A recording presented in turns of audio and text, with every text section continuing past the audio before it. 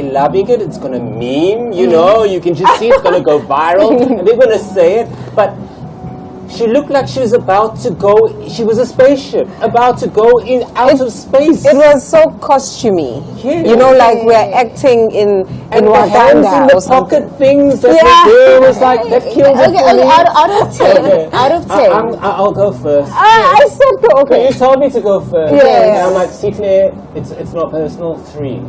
Oh, two. Yeah, a 3 and a 2 for some of the outfits that we've seen on the red carpet. Oh, Tammy, save me. Look, talking about the outfits that are on the carpet right now, I've just bumped into another beautiful one. I just keep identifying pearls everywhere I go. Good evening. Good evening to you too. Welcome to Proudly South African. Are you wearing local and the local fashion police? SONA 2026. We're talking local designers. Who are you wearing? Of course, I'm the ambassador for buying local. Yeah. Because I'm the Minister of Employment and Labor, so there can be no jobs if we don't buy local. So all the time, I make sure I support my local designers. So my designer is House of Ole in Johannesburg. Can we talk about the bag? The bag is from a township in Gqeberha. G is the designer.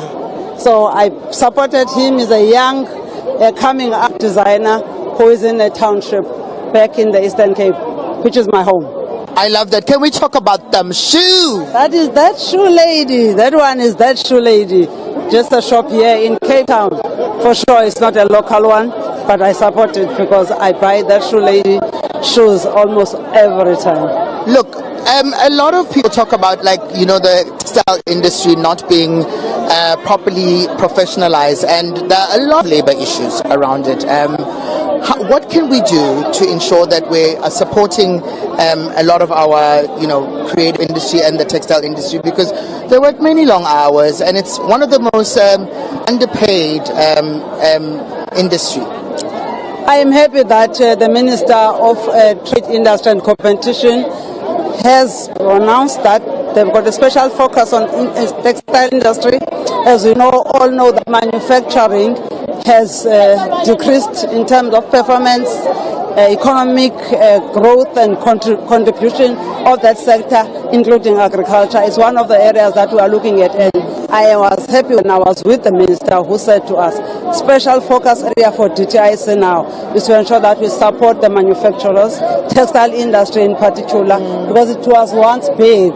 It is also big in terms of job creation. So we're looking forward to that. Working with the Department of Trade and Industry and Competition, we'll make sure that we go to our people. Actually, want to work with Proudly South African, Productivity South Africa, which is our entity, to ensure that by October we scale up the campaign to say buy local. If we don't do that, we end up shedding jobs.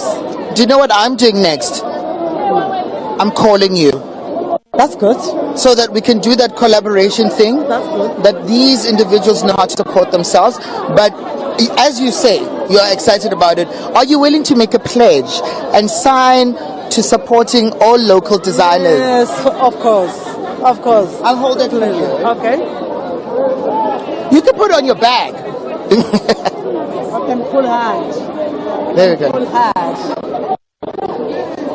So there's a beautiful collaboration coming up with the Department of Trade and Industry, Labor, and talking about just being able to see how they can put extra effort in the textile industry. Thank you so much.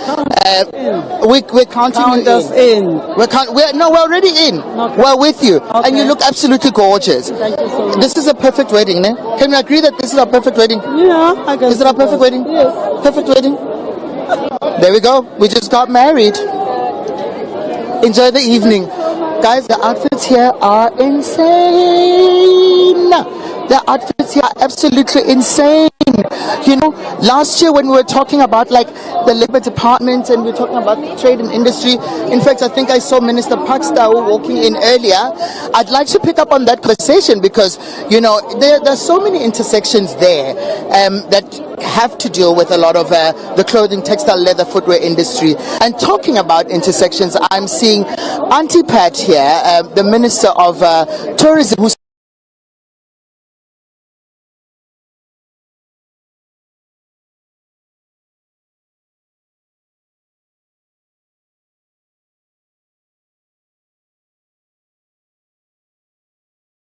to us literally wearing African-inspired outfits.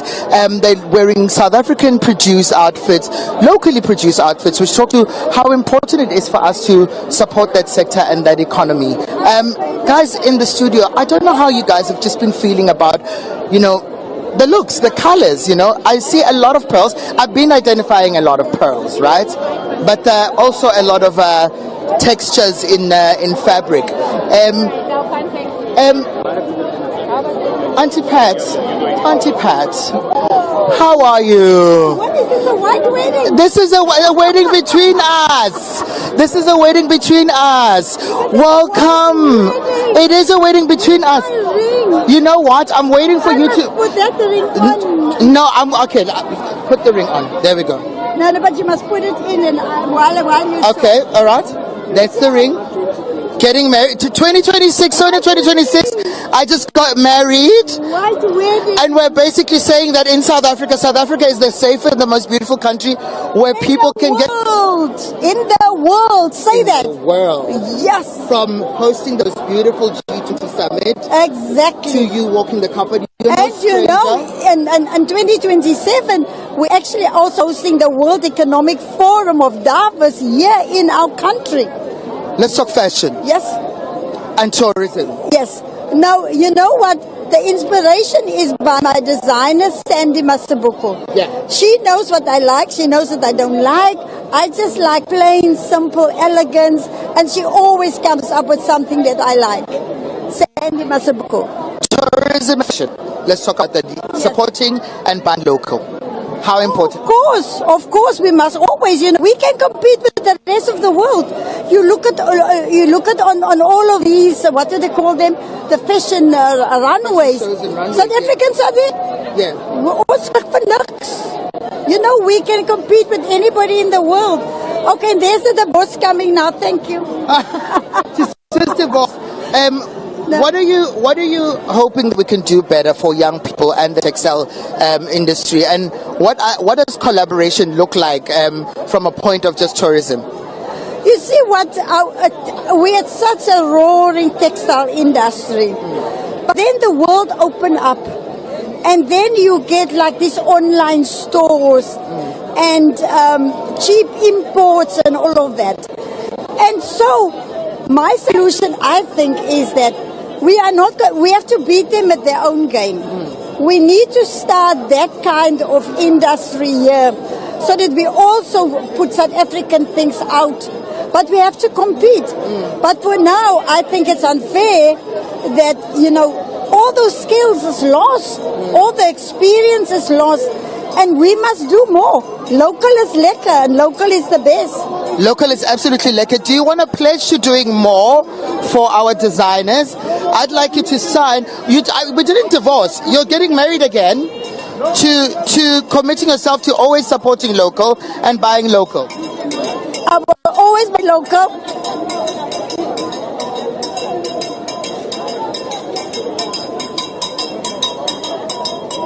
Look at all the people that you've married already. Yeah, I've married a lot of people. You know why? Because we must actually take this beautiful wedding dress of ours on a tour. We must go on a beautiful route that allows us to be able to talk out more and more of our fashion. That was Auntie Pat, who's wearing a fabric sense. Thank you so much for loving my dress. Thank you. Guys, I want you guys to talk about the look, okay? And then I'll be back in a sec. I love Aunt Patsy. Of course, Tommy is having so much fun on the red carpet, and we've seen quite a few other outfits there on this beautiful red carpet as we await the SONA 2026. Now, as you're listening outside, there's music, there's a flurry of things that are going on out there, and processions are going to start just shortly. Now, before that, we have some judging to do. Of course, how do you judge Auntie Pat? I mean, she's so cute. Let's talk about the fact that she always wears local. All her blazers are local. Always, and she's always, when I've interviewed her on that SONA red carpet back when it was in Parliament, she was always wearing Sandy Mazibuko. I don't know who Sandy Mazibuko is. It's Fabricens. It's not Fabricens. It is. Is it Fabricens? Fabricens is Sandy Mazibuko. Okay. Yeah. Because she's always mentioned, but she's never said House of... I think she forgets the name of the brand. Okay. Yeah. Okay. But she's Yeah. been consistent in Yes. terms of supporting local Local. designers. Look, it is a little bit dowdy, should I say, but I mean, she's wearing, in her age group, what she enjoys, and we need to appreciate her for doing that, because I think that She looks very also cute. like fashion and making an effort is not in a certain type of category or person. Yeah. Everyone should do it. So Okay. yes, okay for Auntie Patty. Alrighty. Now let's talk about the Minister of Employment and Labour. She had the white pearls, the blazer with the pearls. How did you find that? I think it was well made. I'll say this again, Ole and craftsmanship, they always go well together. He is really good on that. Yes. So I love that you know, we've seen people, but they're carrying international bags. But when it comes to her, she even made an effort of having a local bag, wearing local shoes. Yes. You know, that's how far we need to go. Absolutely. So as designers as well, we need to have that offering so that they always choose us.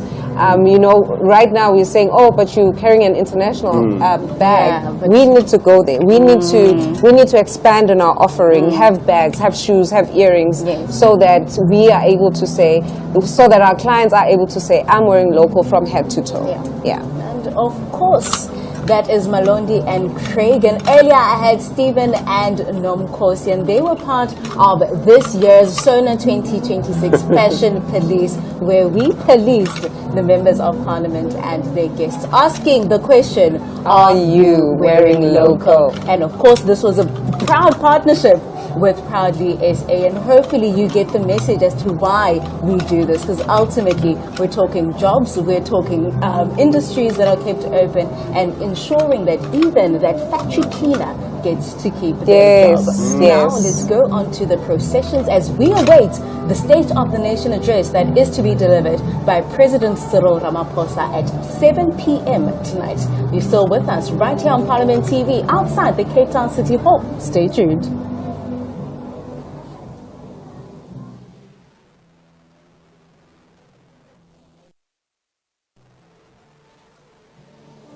As you can see, those are the processions there that have already begun. That is the Guard of Honor, and that consists of children of various schools around Cape Town, and they provide a guard of honor. And these are some of the esteemed guests that are arriving for tonight's State of the Nation address. Of course, this is the second State of the Nation address under the government of national unity and will be delivered by President Cyril Ramaphosa. One should always remember that the State of the Nation address is one of those rare occasions where the three arms of state, the legislature, the judiciary, and the executive meet under one roof.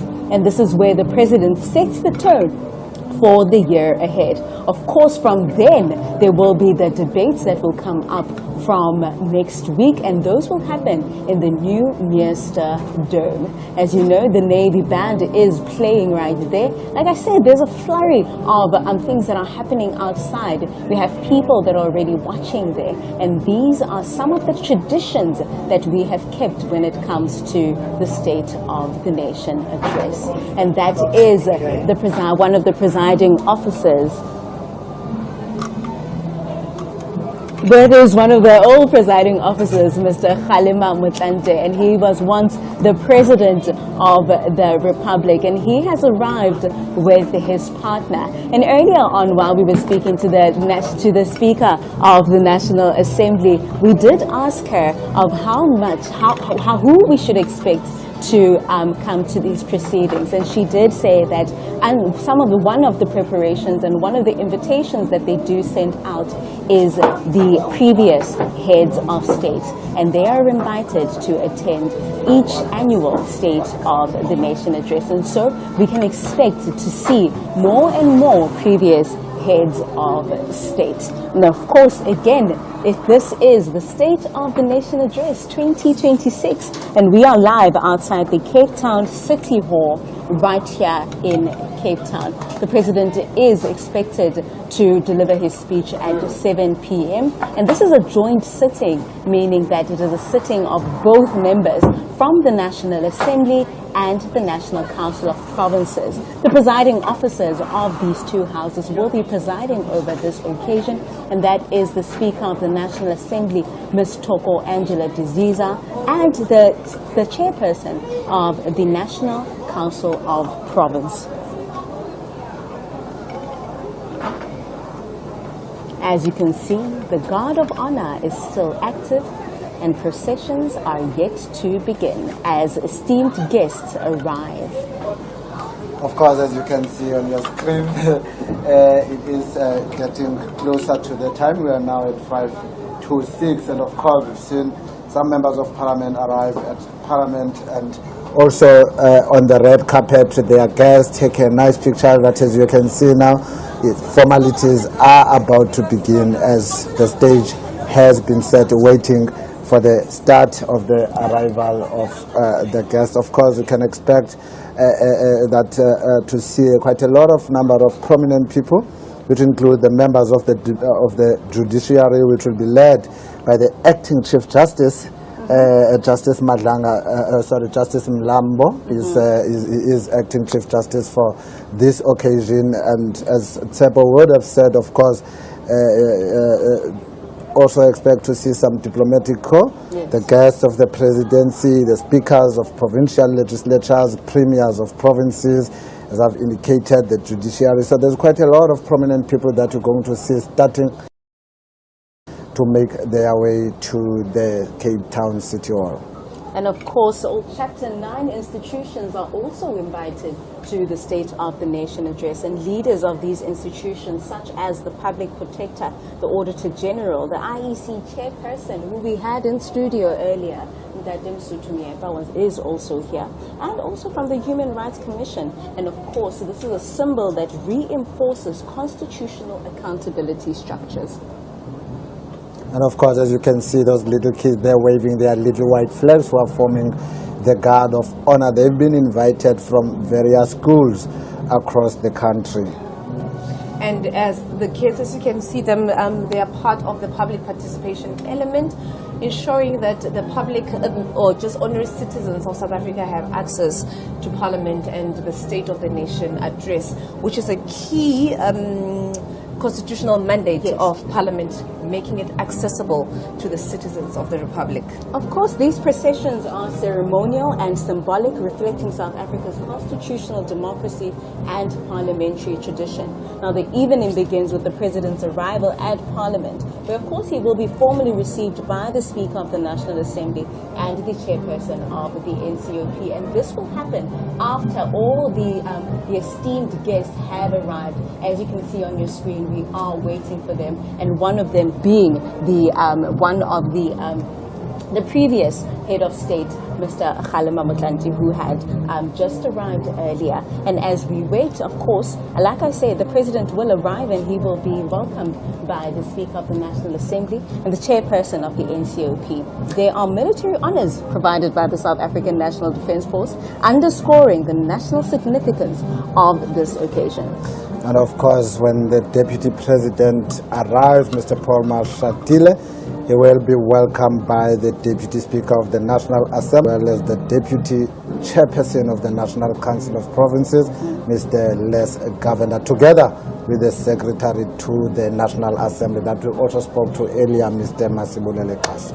Yes. And of course, inside the chamber, which is something that we're all waiting for, the presiding officers will enter in formal procession, and they are led by the Sergeant at Arms and the Usher of the Black Rod. And the mace for the National Assembly is carried into a house, and it's a powerful symbol of authority of Parliament. Once the mace is in place, the joint sitting of the National Assembly and the NCOP will be formally constituted, and that will be happening at 7 p.m. tonight, when President Cyril Ramaphosa delivers the State of the Nation address for 2026. And as things stand, we await the arrival of the former President of the Republic of South Africa. He served for a short while when President Thabo Mbeki was recalled in September 2008, and that will be Mr. Kgalema Motlanthe, who will be arriving, of course, with his wife, Mrs. Motlanthe, and they will be received by one of the members of Parliament, Mr. Khadebe, as well as the Secretary to Parliament. Then conduct Mr. Motlanthe and guests from the foyer to the roping room on the second floor, where he will be waiting. And as I say, as we discussed in the morning, that this State of the Nation is held at the City Hall. The City Hall, which was which was constructed in the 1900s, and it was designed by the architects Harry Austin Reid and Frederick Green in a Victorian Edwardian architectural style. One of the iconic buildings in Cape Town that have been standing for years. And its iconic clock tower houses a bell modeled on London's Big Ben. And as you can see there on your screen, the Speaker of the National Assembly and the Chairperson of the National Council of Provinces, they are waiting for the arrival of the acting Chief Justice of South Africa, and in this instance that would be Justice Mlambo. And as soon as he arrives there, they will be ushering him into the holding room. And for those asking, well, why do we need to have a State of the Nation address? State of the Nation address is not optional. It is a constitutional obligation. And of course, it takes place in a joint sitting of the National Assembly and the NCOP. And it sets the executive's policy agenda for the year ahead. Now, what does it do? It signals priorities, it reveals tone and direction, and can indicate shifts in policy emphasis. In coalition context, it often reflects negotiation and compromise. Right, as you can see, once again, we said on the screen there, it should be at any moment. As I'm looking at the screen, I think that is the car that is coming, that is carrying the acting Chief Justice, Justice Mlambo. And as we await the arrival of other key principal and dignitaries, tonight is more than a ceremony. It's a constitutional moment that the State of the Nation addresses, where the executive accounts to Parliament and also outlines policy directions for the year ahead. And that is the judiciary being received by the Speaker of the National Assembly, Ms. Thoko Didiza, and the Chairperson of the National Council of Provinces, Ms. Refilwe Tweni Sipane. Like I said earlier, the SONA is one of those rare occasions where the three arms of states come together under one roof. We're talking the legislature, we're talking the executive, and the judiciary. The acting Chief Justice, they're being greeted, Justice Mlambo, they're being greeted by the Chairperson of the National Council of Provinces and the Speaker of the National Assembly, Ms. Thoko Didiza. As you can see them walking up the red carpet.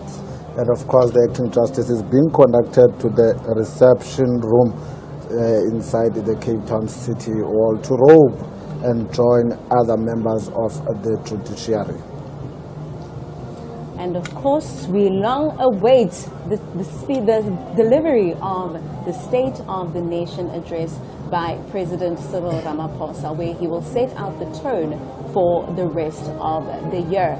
He will reflect on some of the commitments that he made last year, some of the shortfalls and some of the achievements thereof. And then he will probably make some commitments with regards to some key priorities that have been identified for the year 2026. And as the Speaker and the Chairperson of the NCOP are ushering in the acting Chief Justice, the only time you'll see them again now when they return is when they are to receive His Excellency, President Ramaphosa. Yes, and now he's been walked in to go and robe, and he will also be received by Mr. Moimang, whom we had earlier on, who's the Chief Whip of the National Council of Provinces, and Advocate Pindela, who is the Secretary to the National Council of Provinces. And there also will be with the head of protocol in the office of the Chief Justice. And of course, you can remember to join the conversation using hashtag SONA2026. Use our handle at Parliament of RSA and let us know what some of your expectations are with regards to the State of the Nation Address 2026. And just a reminder that SONA is a formal address delivered to the joint sitting of the National Assembly and the National Council of Provinces. It reflects the principle that that the executive is accountable to Parliament. Furthermore, the President outlines government's program of action, giving Parliament a framework against which to exercise oversight during the year.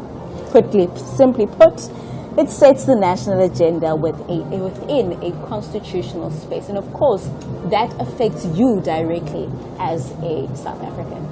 And the address will also be followed by a debate of the State of the Nation address, which will be held at the New Nesta Dome, which has recently been handed over to Parliament by the Department of Public Works. And the President will also reply to the State of the Nation address debate after 2 days, where political parties will engage and debate on what the President has set as priorities for this year. Of course, Maseko, you are correct right there, but as we are sitting and waiting, we are still coming to you live from the Cape Town City Hall, like this, the State of the Nation Address 2026. And as my colleagues have outlined, we're waiting for the President to outline government's priorities for the year ahead, and that will be happening at 7 o'clock, and that is exactly 55 minutes from now on. And thereafter, as Mashiko have just outlined, debates will take place, scheduled for Tuesday and Wednesday, and the President will be expected to respond to all the issues that would have been raised by the members over those 2 days on Thursday next week. And then the following week will, of course, be the Minister of Finance, who will then put a budget to the commitments that have been made by the President. And it will also be held at the City Hall. And during our interview earlier on with the Secretary of Parliament, he made a commitment that the rebuilding of Parliament is underway, and they are hopeful that next year the State of the Nation Address 2027 will be held in the new Parliament that is currently under construction. As you might know, that since the fire that broke out in 2022, the State of the Nation Address has been held at the City Hall in Cape Town.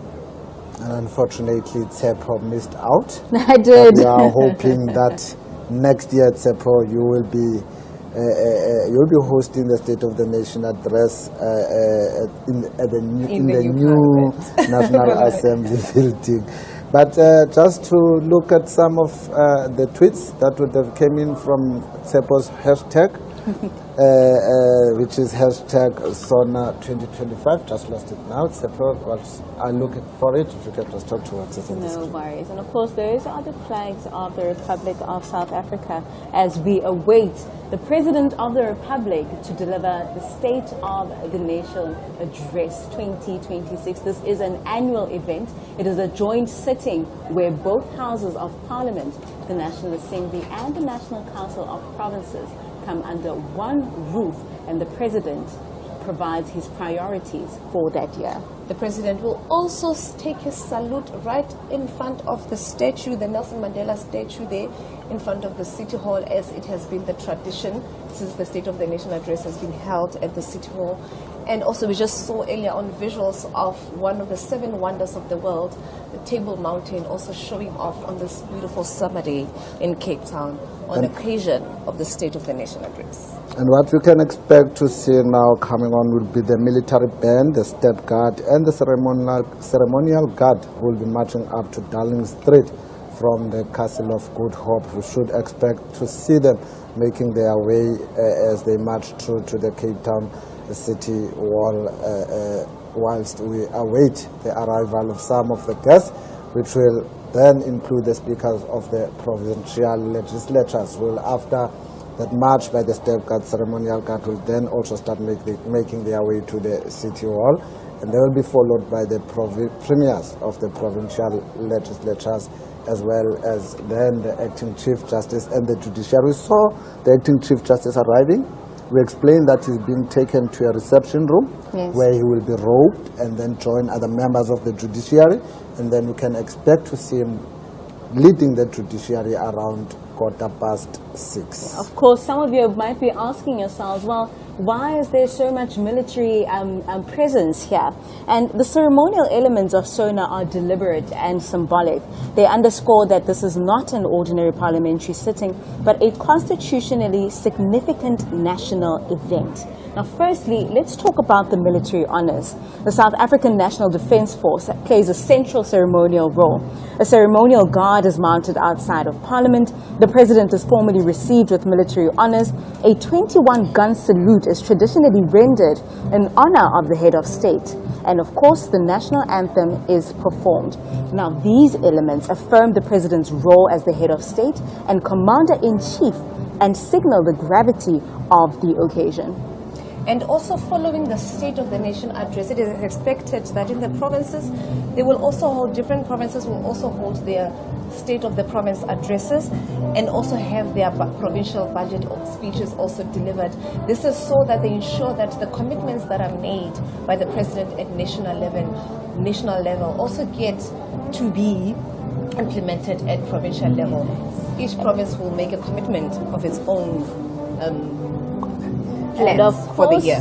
that is the military band, and all SONAs include this. And these performances are part of the culture and the tradition that shows that this is a uniquely South African dimension to what is otherwise rooted in Westminster tradition.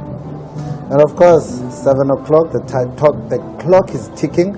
We are now 50 minutes away before we get to listen to the President speaking to the nation, reporting back on government's achievements of the previous year, and also outlining government's priorities for the year ahead. And once that is done, as we had explained, it will be followed by the budget. And what follows thereafter is the departments who will then, from the policy direction that would have been given from the State of the Nation address, prepare their annual performance plan for tabling to Parliament.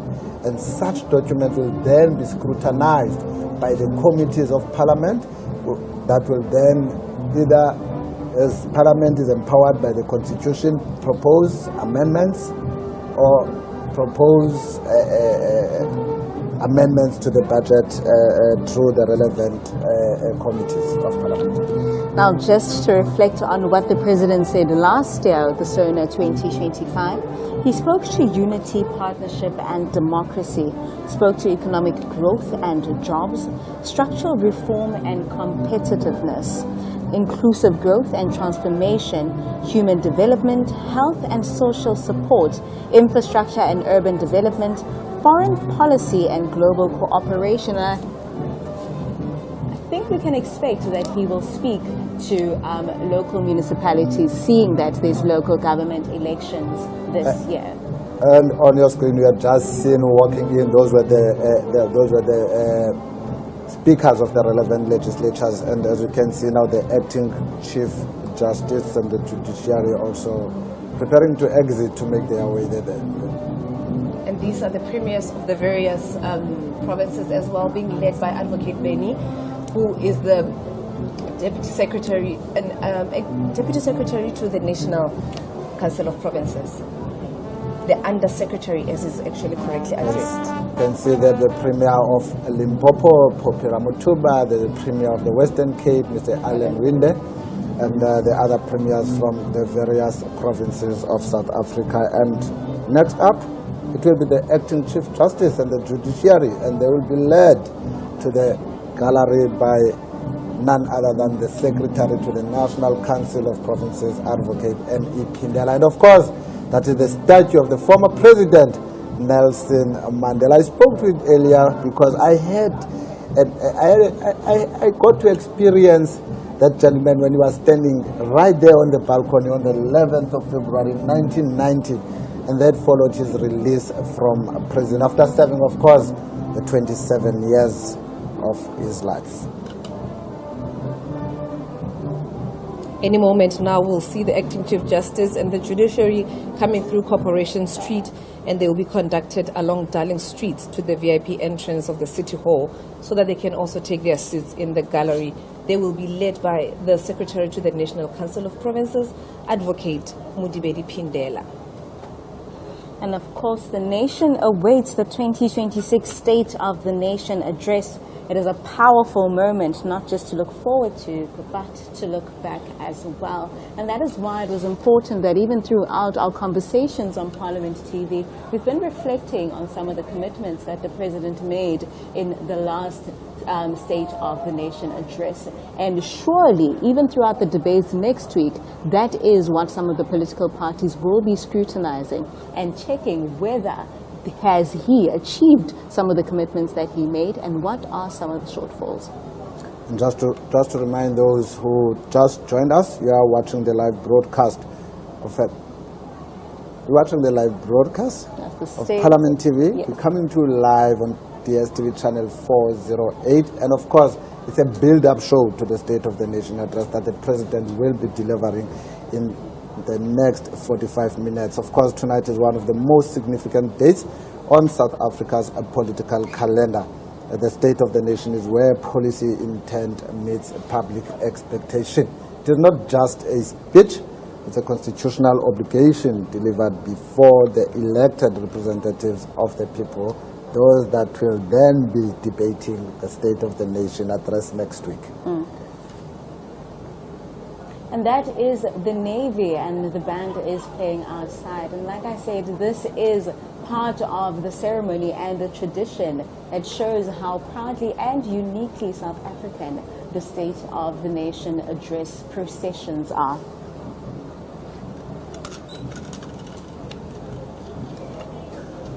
And of course, as you can see there on your screen, the military band, we're hoping that we'll get an opportunity to have to listen to that music. It's playing very good music, but as soon as our mics have been connected, we will afford you an opportunity to listen to that music that is, of course, being played by the South African National Defence Force band.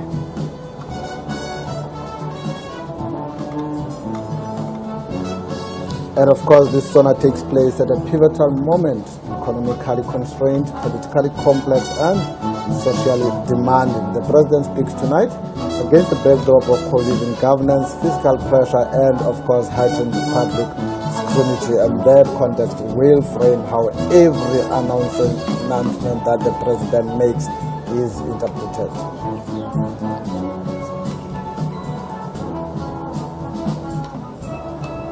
And of course, the country will also be listening for the three key themes that are likely to feature in the State of the Nation address, which amongst others include growth, governance, as well as delivery. And we do know that South Africans are not only looking for commitment, they are also looking for timeline, targets, as well as tangible outcomes.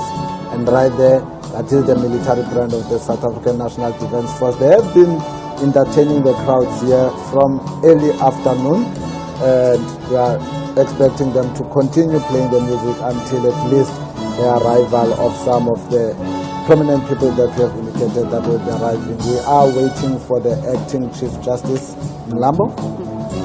South Africans, let's listen in to the Navy.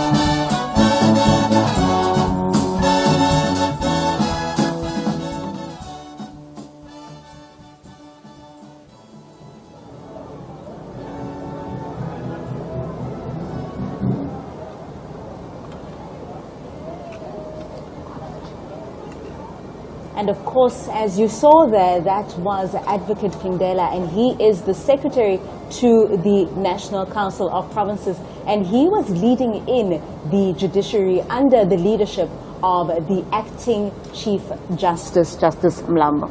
Now what you can expect is the state guard which will march up from the parade and assume position on both sides of the red carpet in front of the VVIP entrance in Darling Street. And Darling Street is the road that you see in front of the City Hall. It is located within Darling Street. So when you talk that street, you must know we are talking exactly the front of the Cape Town City Hall. And we are located just across the road from there at a place that is known as the Grand Parade. And immediately after the state guard, it will be the military band as well as the ceremonial guard, which will march up to take up their positions in front of the Cape Town City Hall facing the Nelson Mandela statue.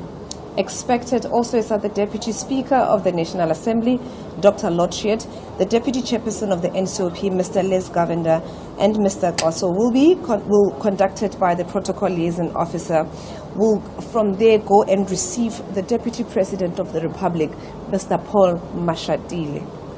And Imbongi as well is expected, Ria from Northern Cape, and who is also expected to come and do praise singing for the President this evening as he walks into the City Hall to deliver his State of the Nation address. And of course, let's talk to the importance of having the judiciary at the SONA. And it is a highly symbolic and institutionally significant occasion. It reflects South Africa's constitutional architecture and reinforces the principles of democracy and the rule of law. Of course, the judiciary represents the independent arm of state tasked with upholding the Constitution. Now, their attendance at the SONA underscores the separation of powers. The executive sets policies, the legislature debates and oversees, and the judiciary ensures laws and government action remain constitutional. Let's listen in to the Navy that is playing while the esteemed guests arrive.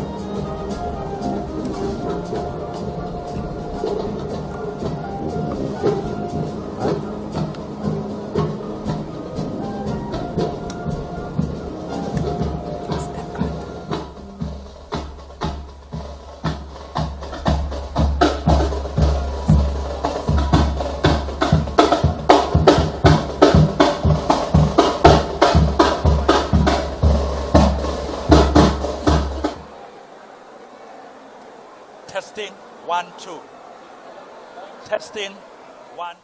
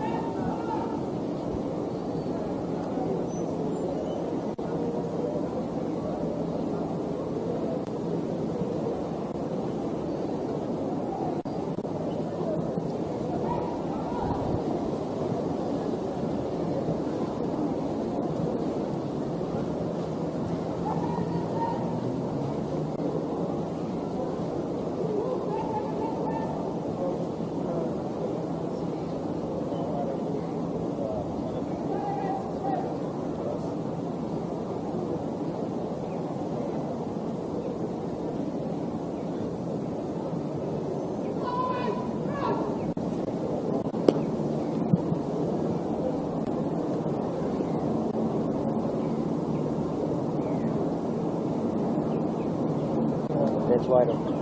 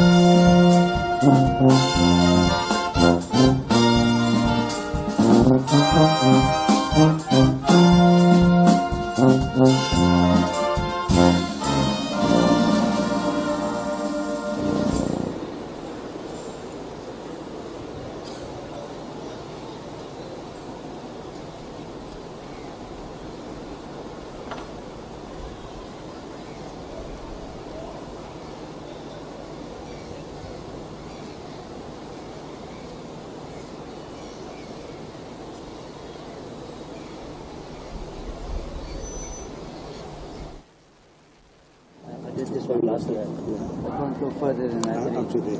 Oh, you were here last year. Yeah. Okay, no. So yeah, it is no race here. There was a dot that was missing. For us not to go beyond. Yeah. So if we do race, then yeah.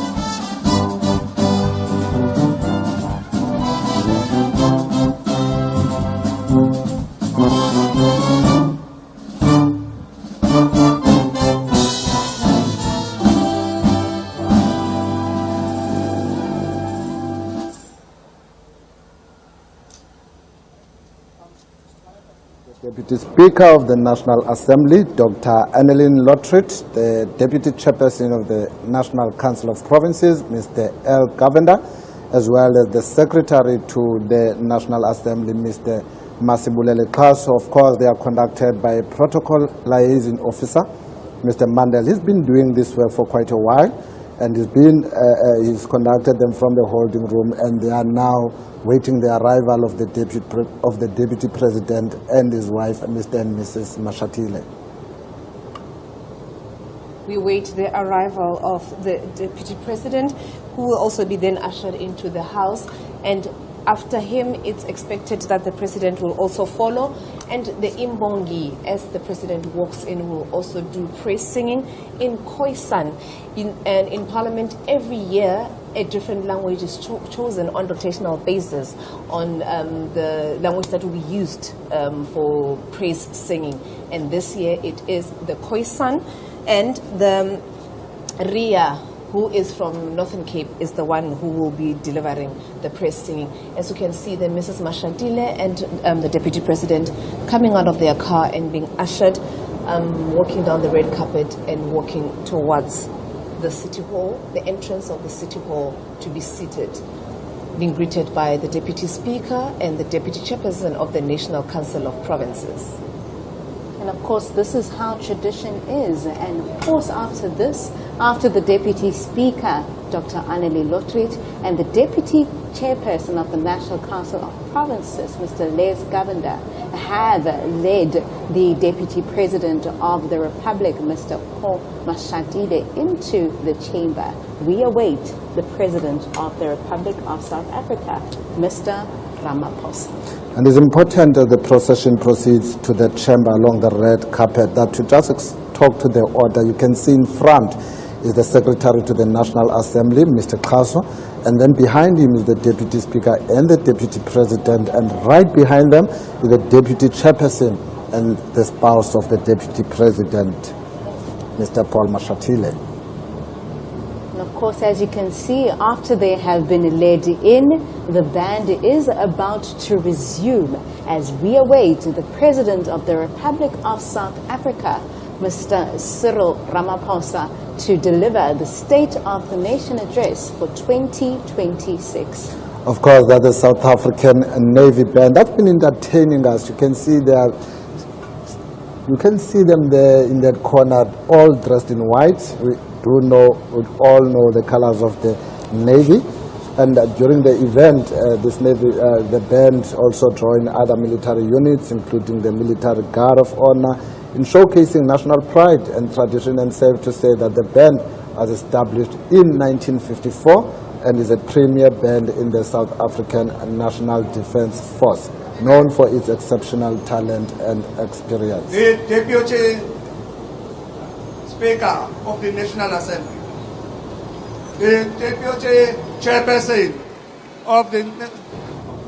That is the usher of the black rod there announcing the arrival of the Deputy Speaker of the National Assembly and the Deputy Chairperson of the National Council of Provinces as they enter the chamber in the City Hall.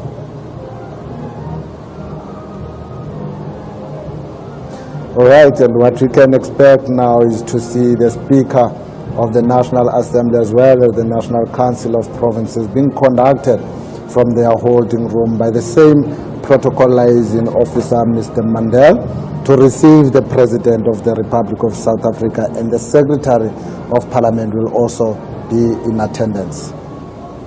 And of course, like I said, the band is playing as we await the long-awaited arrival of the President of the Republic, Mr. Cyril Ramaphosa, to deliver his State of the Nation address for the 2026 year. And this year he will be outlining some of the priorities that will set the tone for the year ahead.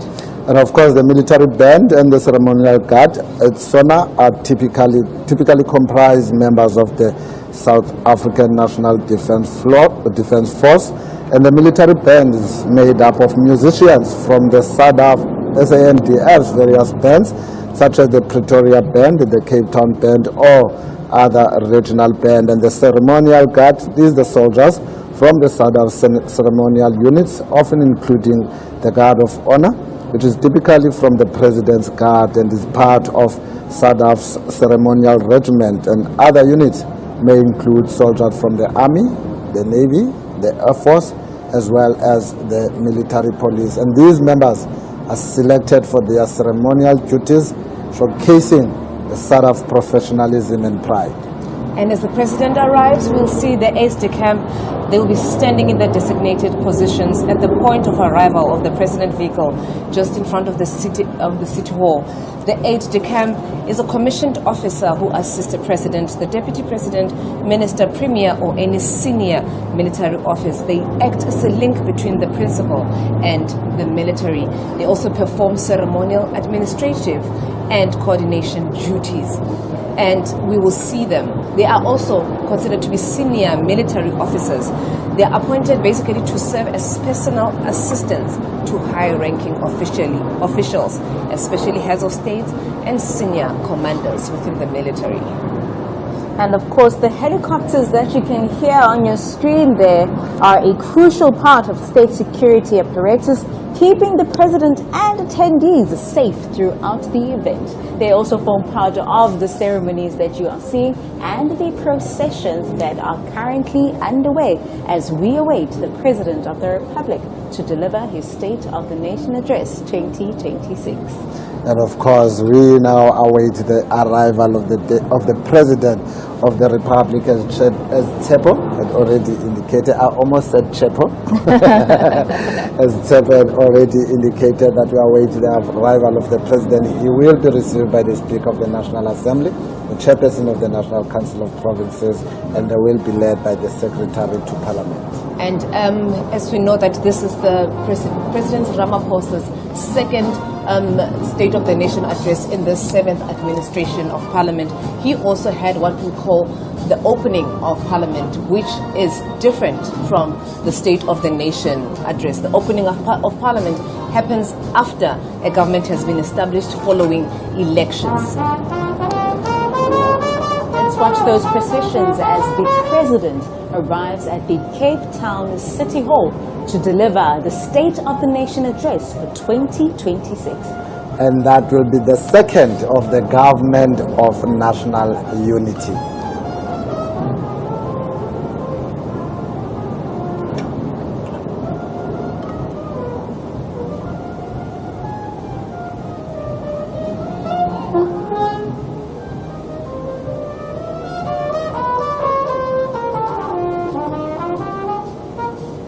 And there you have it, and that is the Speaker of the National Assembly, and she is accompanied, or she is with, the Chairperson of the National Council of Provinces, Ms. Refile Mtweni-Tsipane, together with the Secretary to Parliament, Mr. Kolile George, as they are about to receive the President of the Republic, Mr. Cyril Ramaphosa.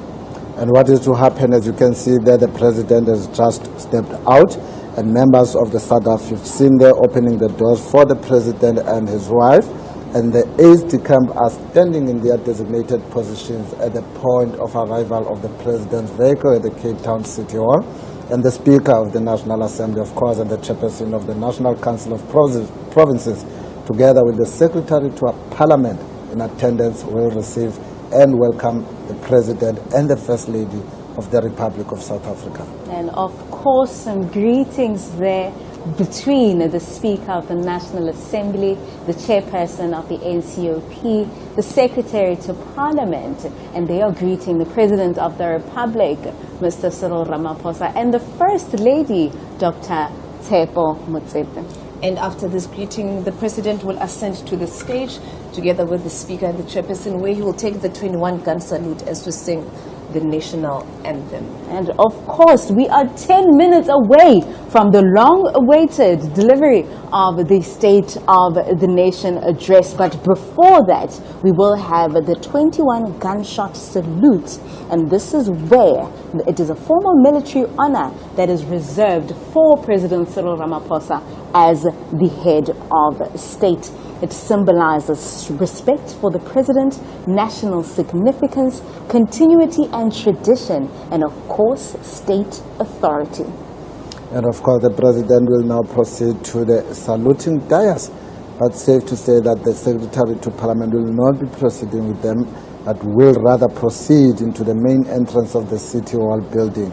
And the Secretary will then join the Sergeant-at-Arms and the usher of the Black Rod in the passage right next to the entrance of the chamber, whilst the First Lady is being taken to a seat in the gallery by a protocol officer in the presidency. And the acting chief of state protocol, Mr. DJ Sitole, we've seen him there assisting, who's a divisional manager, is also in attendance to the president, the speaker, and the chairperson of the NCOP. As you can see, some conversation there between the Speaker, the President, and the Chairperson of the NCOP just before the President proceeds to the podium right in front of the City Hall. And of course, the standing order on the saluting dais will be as follows. It will be the President of the Republic, it will be the Chairperson of the National Council of Provinces, and then it will be the Speaker of the National Assembly together with 2 aide-de-camps. And on the command of national salute, present arms, only the President acknowledges the salute by placing his right hand on his chest. While the national anthem is played, a 21-gun salute and salute flight is given by the South African National Defence Force. And after that, the President returns his hand to his side on the command slope arms.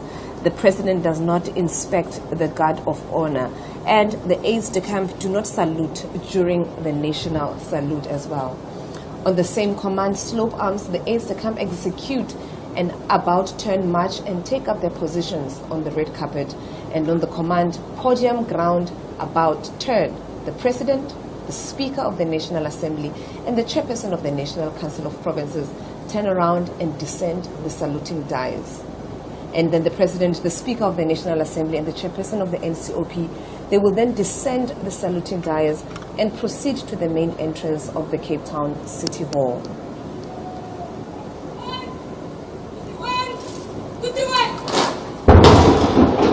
Hi.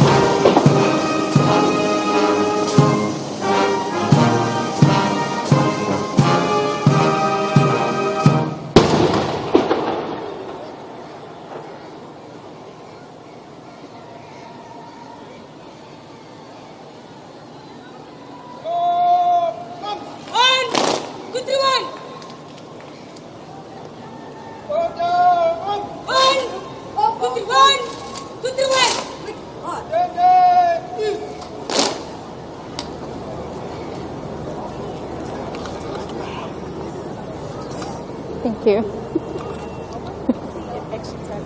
Yeah, it did. Let me go back inside. I'm probably still hooked up and stuff. I know. I'm tired of talking.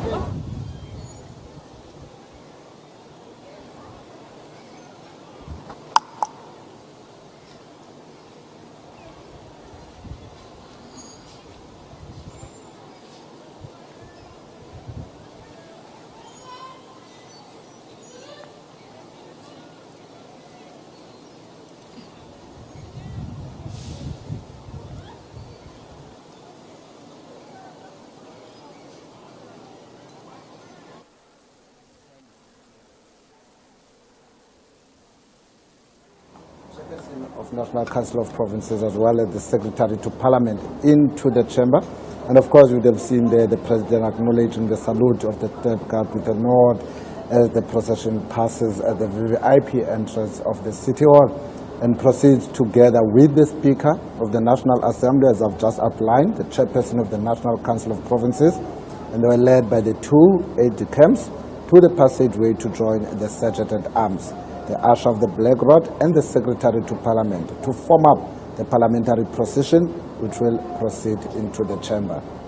And of course, what you have just witnessed is a public recognition of the President's office. It signals to citizens that this is a major state event, and it links South Africa to global ceremonial norms while maintaining a local identity.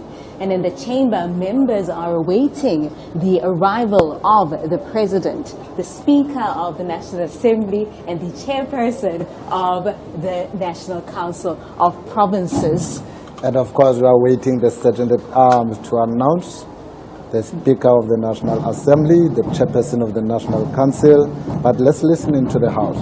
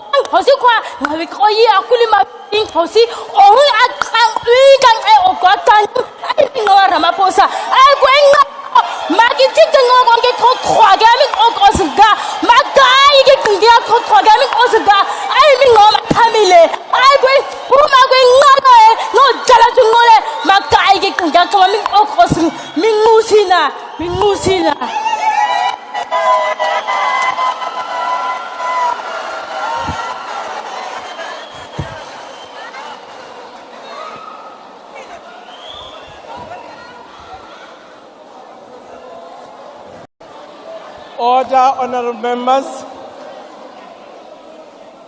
There will now be an opportunity for silent prayer and meditation.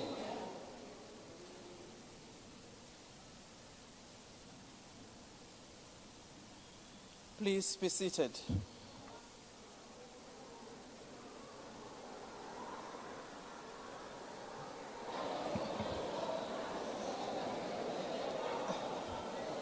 Honorable members, we will try next time to add just 1 minute so that we can finish the prayers and meditation. Would like to thank our praise singer, and very importantly, that this year is the 30 years of our Constitution, and she gave the poem in Kuntile language, which recognizes the importance of the Khoi and the San members of our society. Honorable members, the leaders of our political parties who are here present with us in the gallery, our former heads of state, our former presiding officers who are here, our First Lady, the judiciary, the premiers of our provinces, the speakers, and all honored guests that have been invited by Parliament to grace this important occasion where we would be listening to the State of the Nation address.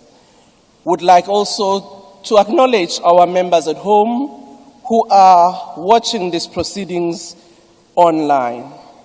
Honorable members, the President has called this joint sitting of the National Assembly and the National Council of Provinces in terms of Section 84, subsection 2D of the Constitution of the Republic of South Africa, read with Joint Rule 13, subsection 1, subsection A, to deliver his State of the Nation address to Parliament. I now call on the Honorable the President, His Excellency Matamela Cyril Ramaphosa, to address the joint sitting. Honorable President.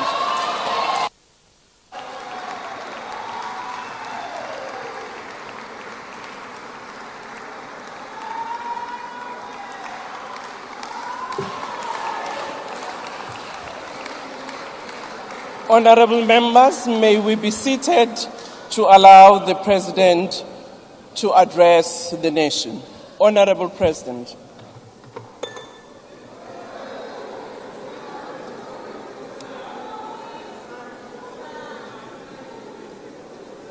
Speaker of the National Assembly, Mr. Didiza, the Chairperson of the National Council of Provinces, Ms. Refile Mtsweni-Tsipane, former President Kgalema Motlanthe, former Chairperson of the NCOP, Mr. Amos Masondo, former Chairperson of the NCOP, Dr. Naledi Pandor, Mayor of Cape Town, Alderman Jordan Hill-Lewis,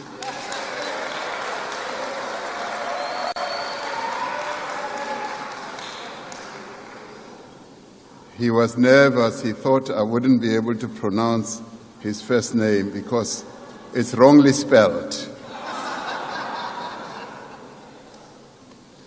Deputy Chief Justice Dunstan Mlambo, Chairperson of the National House of Traditional and Khoisan Leaders, Khosi Thabo Siahlulo, Isithwalandwe, Mayor Sophie de Bruyn, President of Contralesa,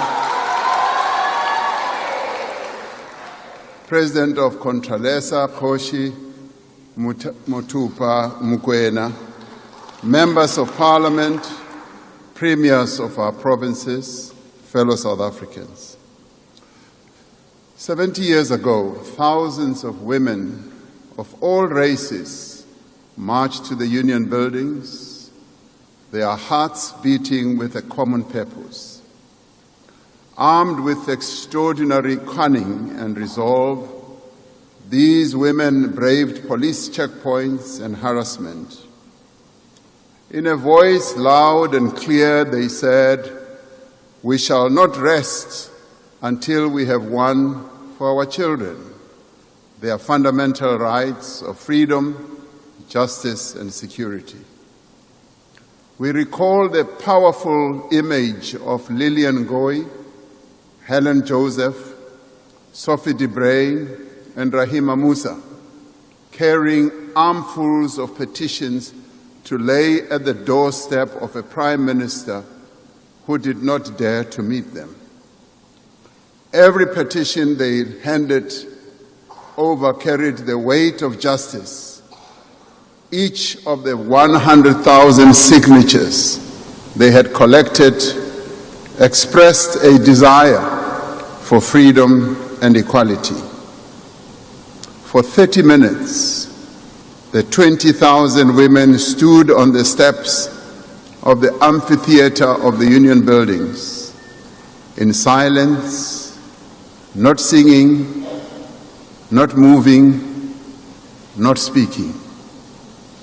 The powerful imagery of these women standing in silence illustrated their resolve and their commitment to bring change about.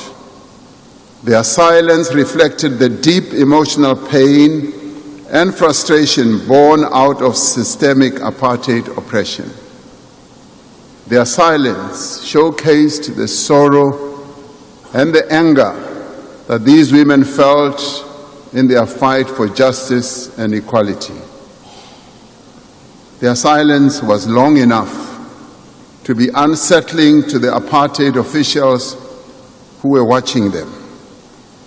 In that quiet moment, they showed the world that it is not the shouts of anger, but the stillness of determination that moves mountains.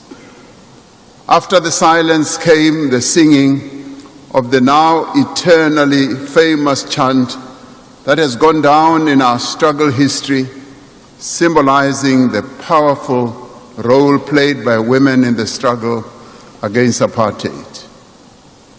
They chanted, "Watinta Bafazi, Watinti Mbogoti."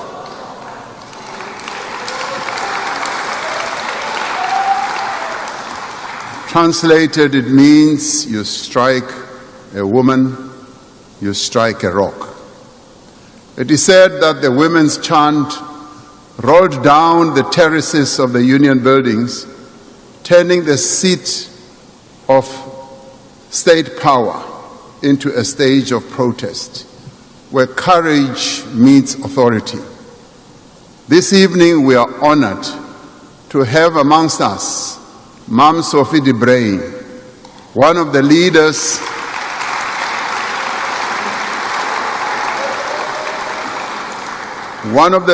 that marched and a stalwart of our struggle for freedom. She and many other women who have made enormous sacrifices in our struggle for freedom remind us that women have always been at the forefront of change, ready to stand up, to be counted, to speak out, and never back down in the fight for justice. To mark this anniversary, I'd like to ask you to rise and give a standing ovation to the women of South Africa who marched on the Union buildings in 1956.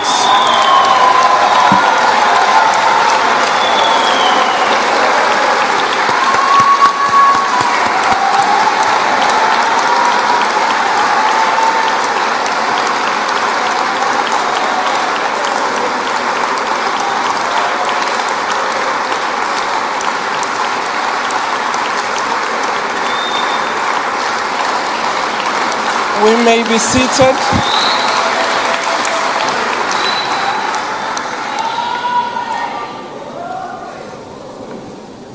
Mam Sophie de Bruyn, I can see where you are seated. Please stand up so that we can see you.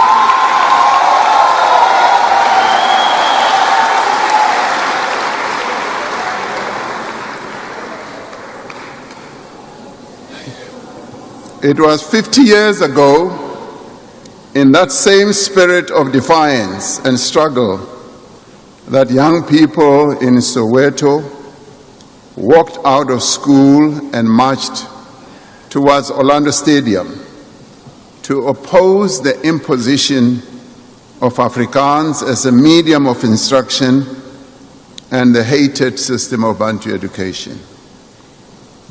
Their courage in the face of a brutally oppressive regime reverberated around the world and brought renewed attention to our struggle.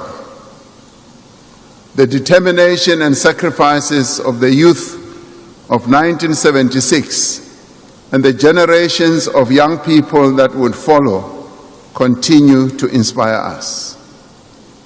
We thank the young people of 1976.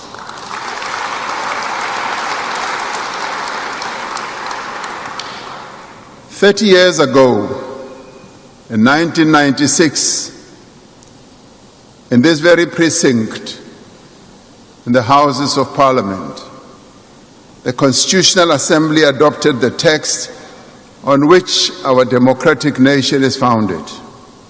Our Constitution reflects the spirit of those women who marched in 1956 and the young people of 1976, and the many South Africans from all walks of life who fought for our freedom.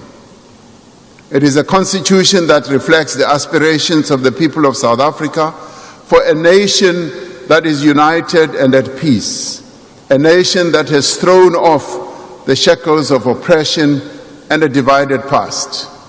It is a constitution that calls on us not only to redress the injustices of the past, but to progressively realize the right of all South Africans to housing, to health, to food, to water, to social security, to education, and to a better and prosperous life for all.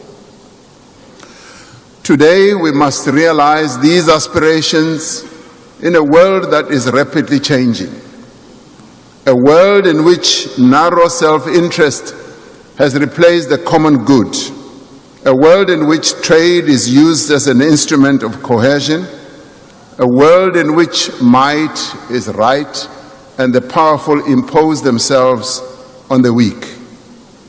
To navigate this new world, we must draw on our strength as a nation.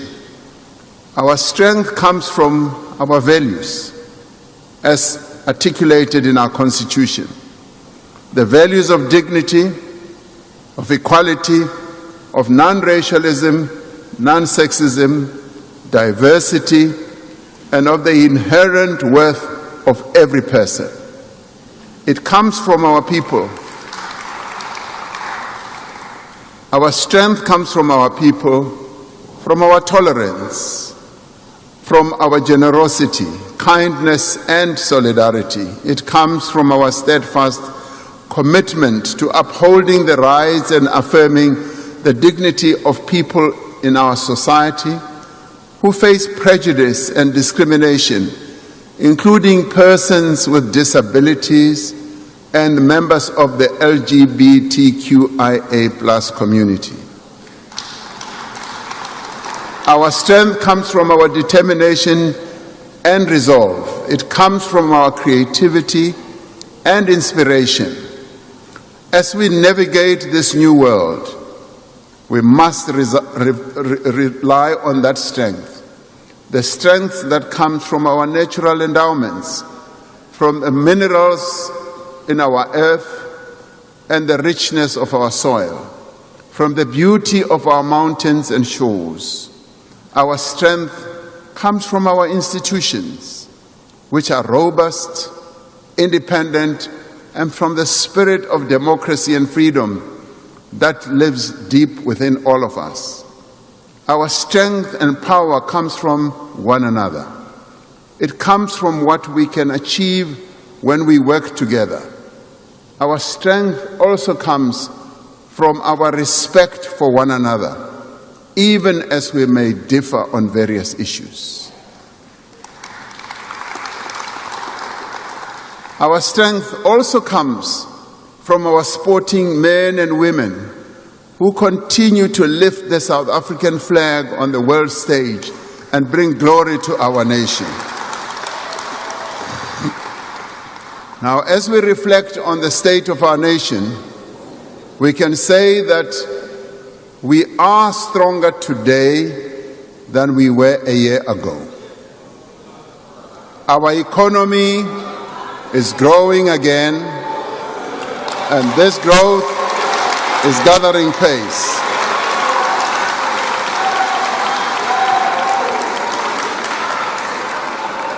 While we have experienced 4 consecutive quarters of GDP growth, we know that it has to grow much higher and much faster to meet our social and economic challenges.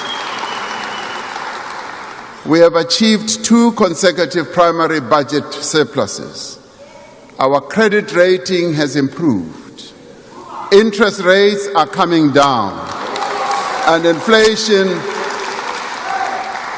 inflation is at its lowest level in 20 years. We are on a clear path of stabilizing our national debt. The rand has strengthened against the dollar.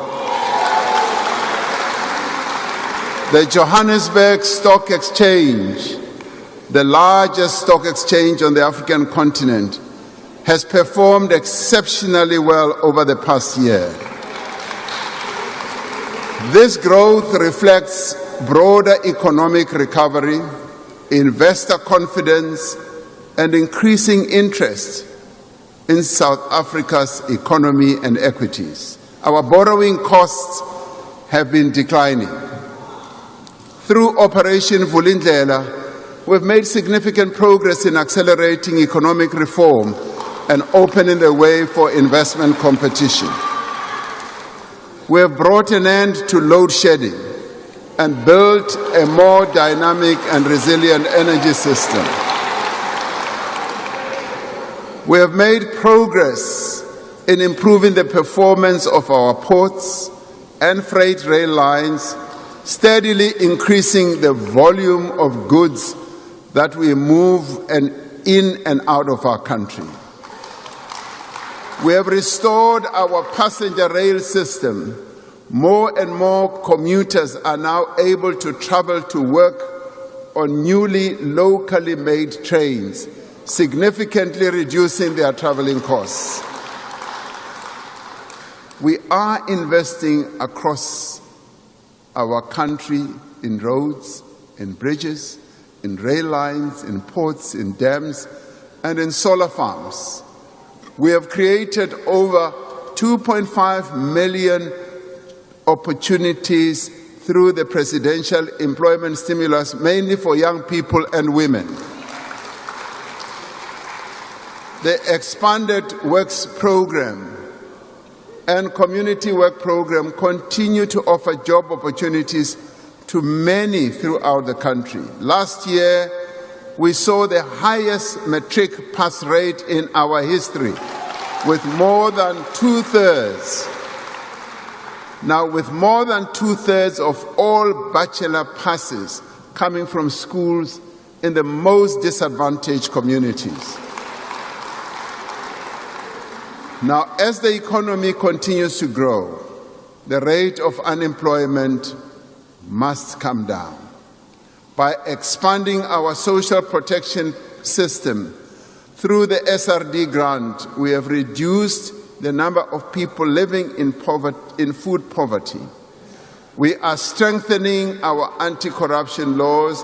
Our country has been removed from the grey list of Financial Action Task Team.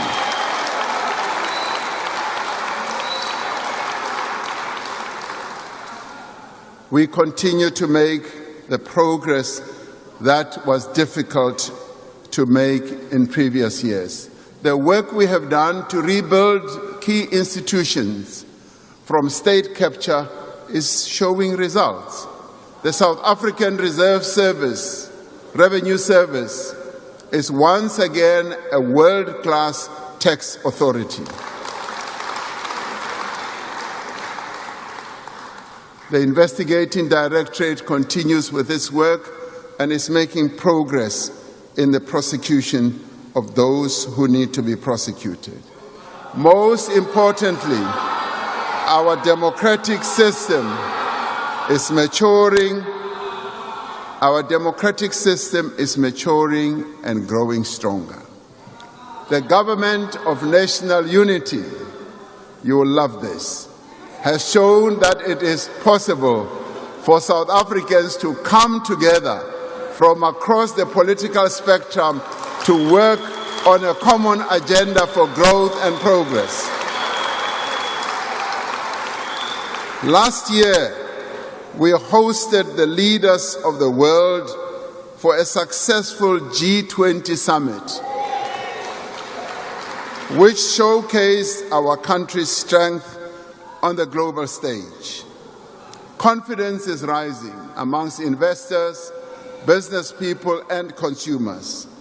Now, these improvements are the result of a determined effort across government and across society. They show what is possible when we work in unity and we work with unity of purpose. Now we have a unique window of opportunity to translate these gains into sustained growth. Despite this progress, we must be honest about the challenges that we still face. Although we are moving forward, we must not claim any easy victories. We are still far from where we need to be. For too many people, life remains hard. Jobs are scarce and opportunity is out of reach. South Africans are worried about violent crime and corruption. They are concerned at the state of local government and its inability to deliver basic services in many parts of the country. Above all, they are desperate for work and for an income to support their families. We can only be strong when we are equal, when the progress we have made is shared by all South Africans. The Constitution calls on us to work towards a society in which every South African has a fair chance to make a better life for themselves, in which every child receives a decent education and an opportunity to work and to thrive, a society in which we reclaim our public spaces and meet one another in the streets as equals, in which the state works for the people and the corrupt face consequences. This State of the Nation address outlines the actions that we have taken since last year and the steps we will take this year to advance the strategic priorities of the Government of National Unity. And these priorities, to remind ourselves, are firstly, to drive inclusive growth and job creation. Secondly, to reduce poverty and tackle the high cost of living. And thirdly, to build a capable, ethical and developmental state.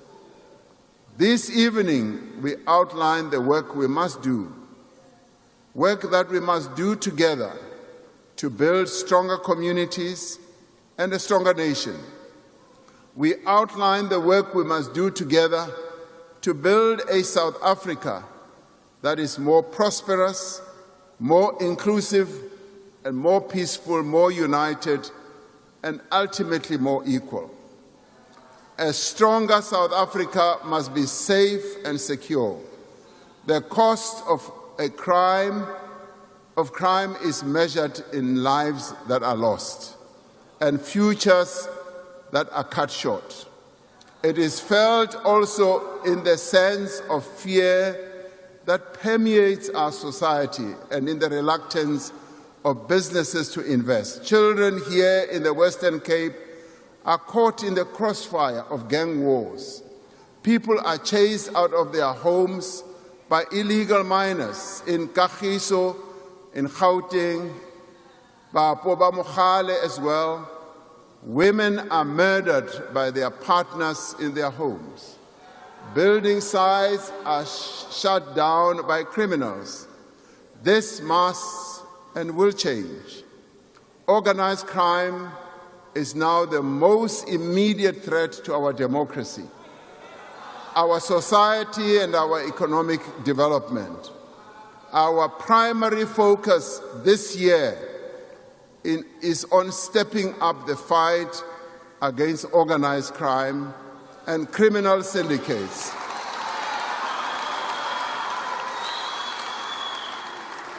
And we will do so using technology, intelligence, and integrated law enforcement. We will tackle organized crime by consolidating intelligence at national level, identifying priority syndicates, and deploying hand-picked multidisciplinary intervention teams focused on dismantling criminal networks.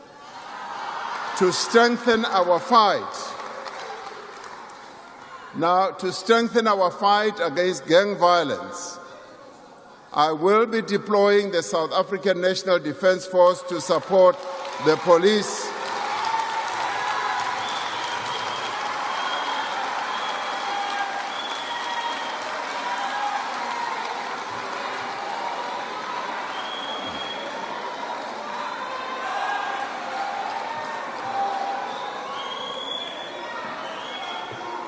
Now, thank you.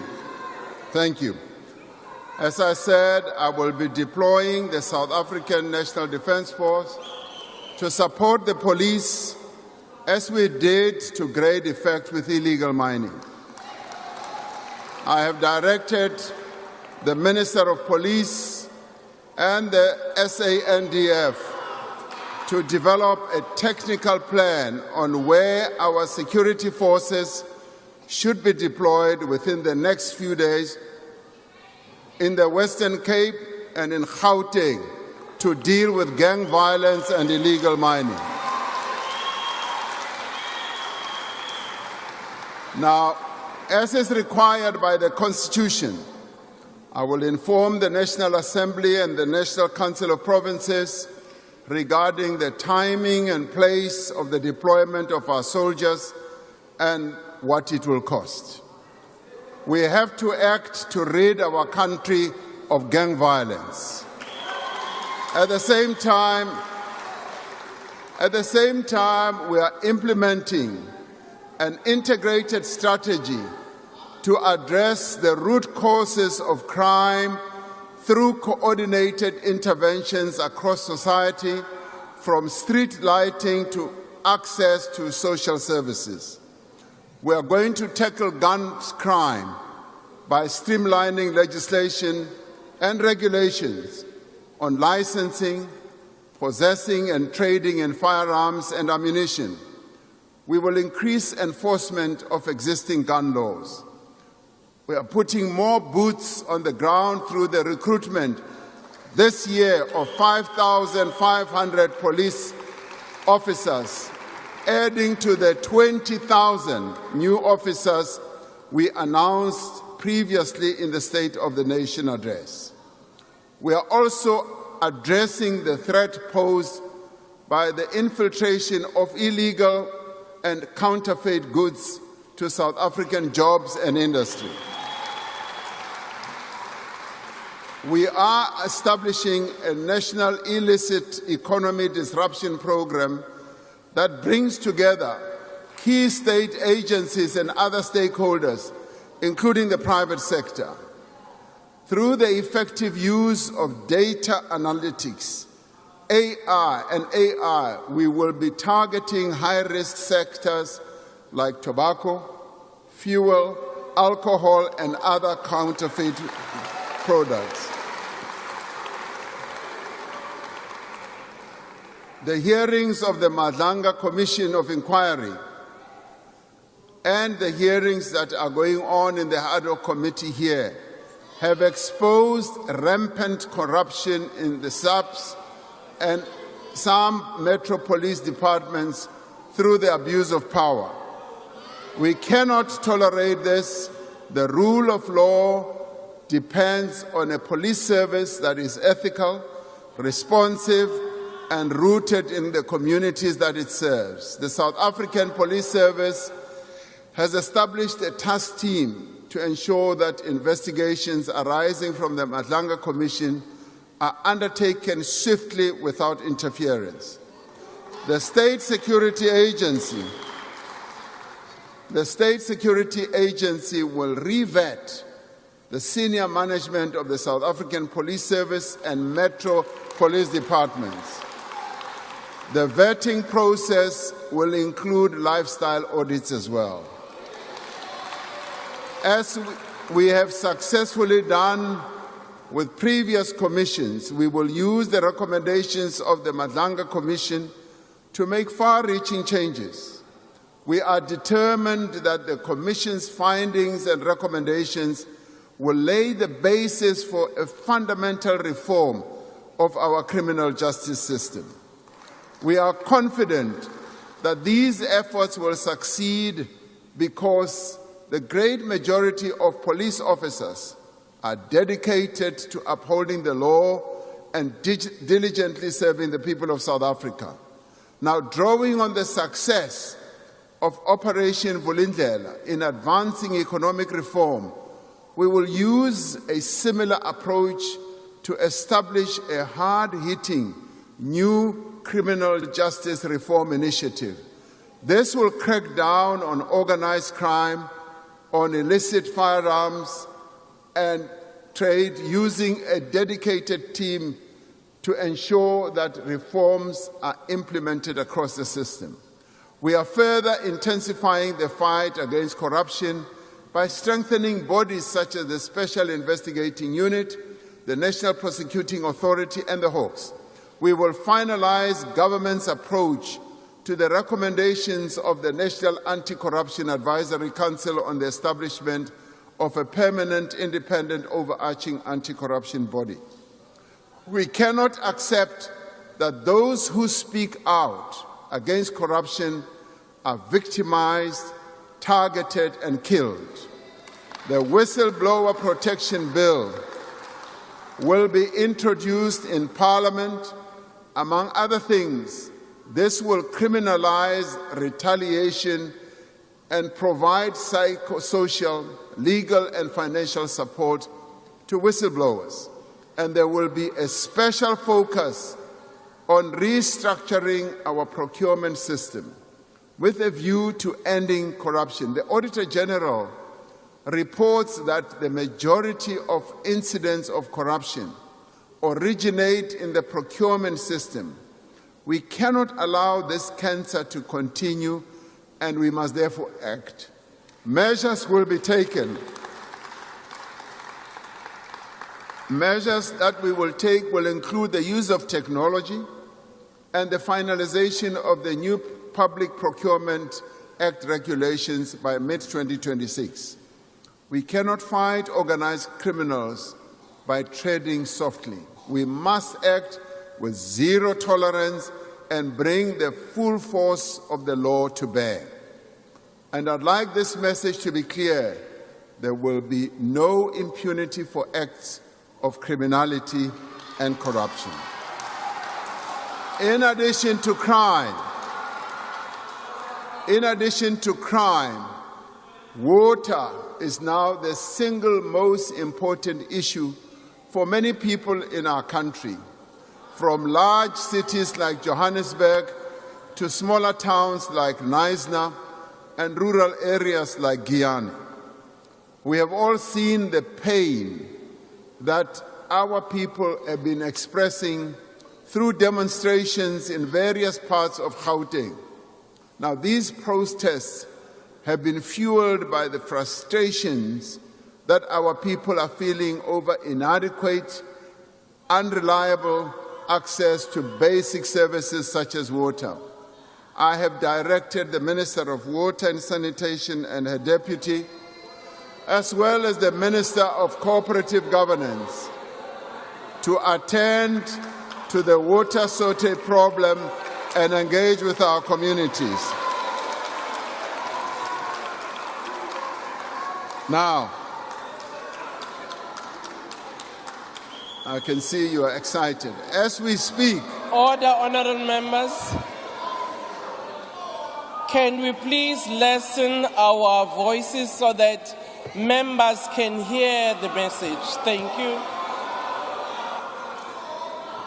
As we speak, they are in Gauteng at the moment, engaging with our people, explaining to them precisely how government intends to immediately deal with the challenges that our people are experiencing.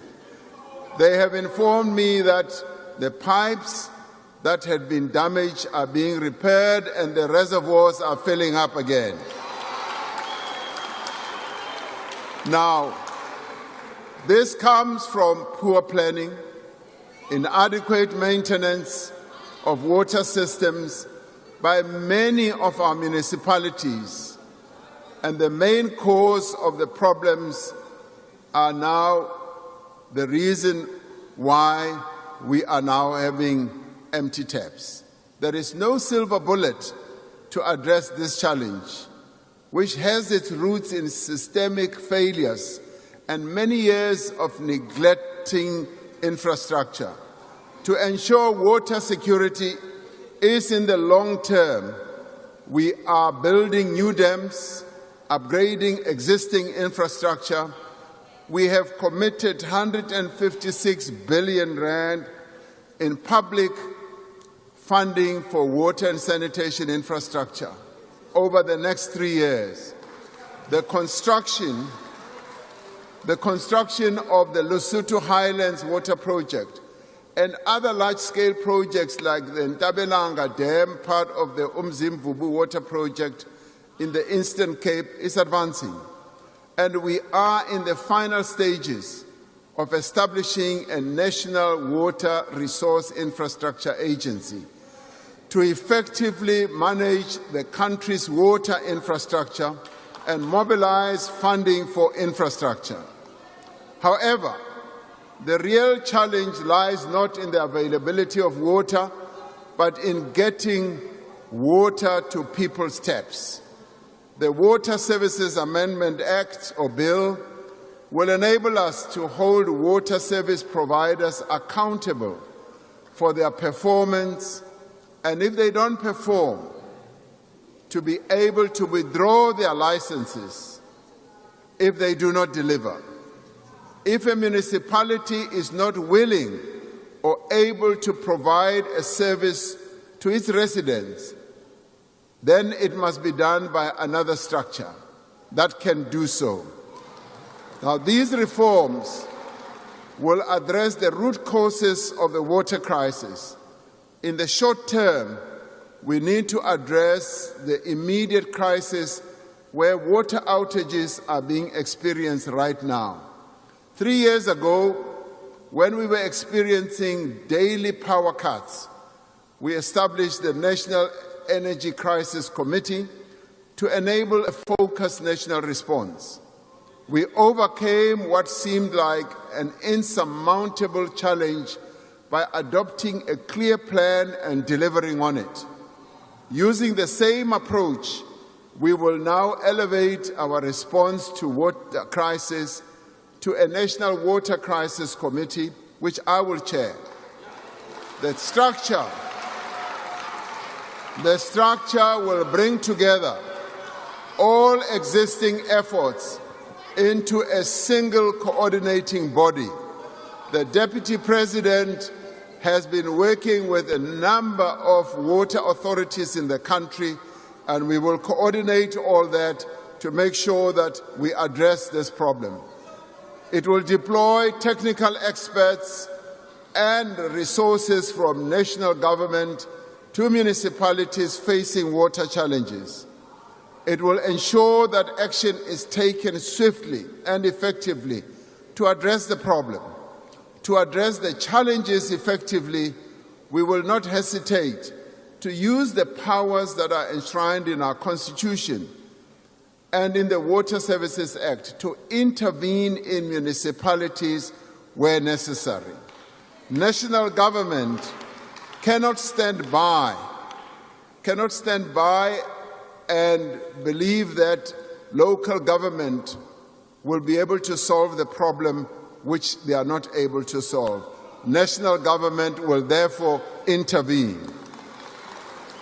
We will hold to account those who neglect their responsibility to supply water to our people. Government has already laid criminal charges against 56 municipalities that have failed to meet their obligations. We will now move to even lay charges against municipal managers for violating the National Water Act. The critical problem is that in many metros, in many of our cities and towns, water revenue is being used for other purposes, and very little is invested in upgrading and maintaining water infrastructure.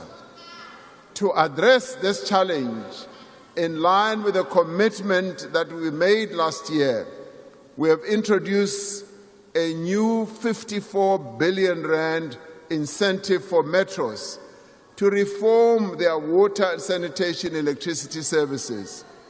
This will ensure that the revenue from water usage is put straight back into fixing pipes, into fixing reservoirs, and into pumping stations. Water outages are a symptom of a local government system that is not working. A far-reaching overhaul is now underway to address the root causes of dysfunction in many of our municipalities. In many places, local government administrations are weak, don't have the capacity, and are also governed by patronage rather than by technical capacity and merit. In her most recent report on local government, the Auditor General said, local government is characterized by inefficient accountability, failing service delivery, poor financial management and governance, weak institutional capability and widespread instability. She says that arresting the decline of local government will require our collective action. We are now taking collective action. Learning from our experience of the past 30 years, we will in the coming months finalize a revised white paper on local government. This will provide solutions for the functioning of an effective local government system. The white paper will reimagine the way that our local government should work. The current system is too complex and fragmented, expecting even small and weak municipalities to take on many responsibilities. We will propose fundamental changes that recognize the reality that some municipalities can take on more functions than others, and that we need a differentiated approach to municipal powers and responsibilities. We're also proposing a more structured cooperation between municipalities and traditional and Khoisan leadership institutions to enable community engagement and shared problem solving. We will ensure that senior officials in local government have the required qualifications and are appointed through an independent process free from political interference. Where municipalities fail, we will strengthen the ability of national government to intervene more quickly and to direct corrective measures in the interest of serving our people better. These changes may be difficult, but they must be done. While these fundamental reforms are underway, we will continue to implement targeted support to improve the delivery of basic services through the presidential working groups on eThekwini and Johannesburg. While we have made progress in stabilizing eThekwini, which has led to investor confidence returning, there is much more that needs to be done in Johannesburg to deal with collapsing infrastructure, financial mismanagement, and electricity and water interruptions. The same applies to a few other metros in our country as well. There are many committed people with skills and experience working in local government. It is our responsibility to remake, reorganize, and better resource municipalities so that they can continue doing their work. As a country, we're increasingly vulnerable to extreme weather conditions. And just a few weeks ago, catastrophic flooding in Limpopo and Mpumalanga, as well as parts of KZN, caused the loss of a number of lives and widespread destruction of homes, schools, clinics, and other infrastructure. I visited Guyane, and where there were 16 houses, nicely built houses, as we arrived, it was just an open field. The houses had been washed away. It was like there were no houses ever before. The foundations, the roofs, and all that had been washed away. The classification of floods as a national disaster has enabled national and provincial government to prioritize funding to address the most pressing needs of the people who are affected. A stronger South Africa depends on a growing economy. For more than 15 years, our economy has experienced low growth. All our actions are now driven by the need for rapid and inclusive economic growth to create more jobs and to create, for that matter, better quality jobs. To give effect to the medium-term development plan, Cabinet has approved a comprehensive implementation plan to drive growth and inclusion. Through this plan, we are working to revive growth by creating conditions for firms or companies to invest by maintaining a clear and stable macroeconomic framework, investing in infrastructure that works, creating a conducive regulatory framework that supports growth and enables competition, and a focused and forward-looking industrial policy. The foundations of this plan is investment, particularly in public infrastructure, as well as labor-intensive growth sectors that are capable of future growth. Now, these include the digital and green economy, where young people will find employment opportunities. Infrastructure is much more than an investment in brick, mortar, concrete, and steel. It is an investment in jobs, in productivity, in growth. For many years, fixed investment has been declining. We are now changing all that.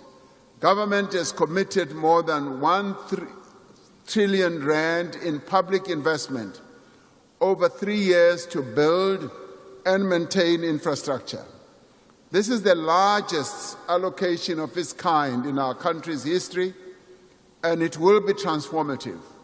It will create jobs.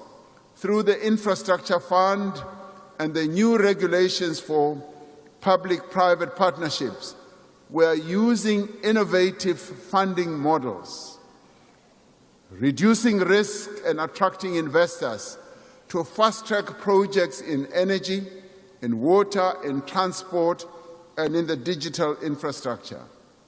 We launched our first-ever infrastructure bond to raise funding for the infrastructure drive that we have embarked upon, which was more than 2 times oversubscribed, showing that when we have put our resolve forward and have put forward innovative ways of raising money, those with money, the private sector, do respond.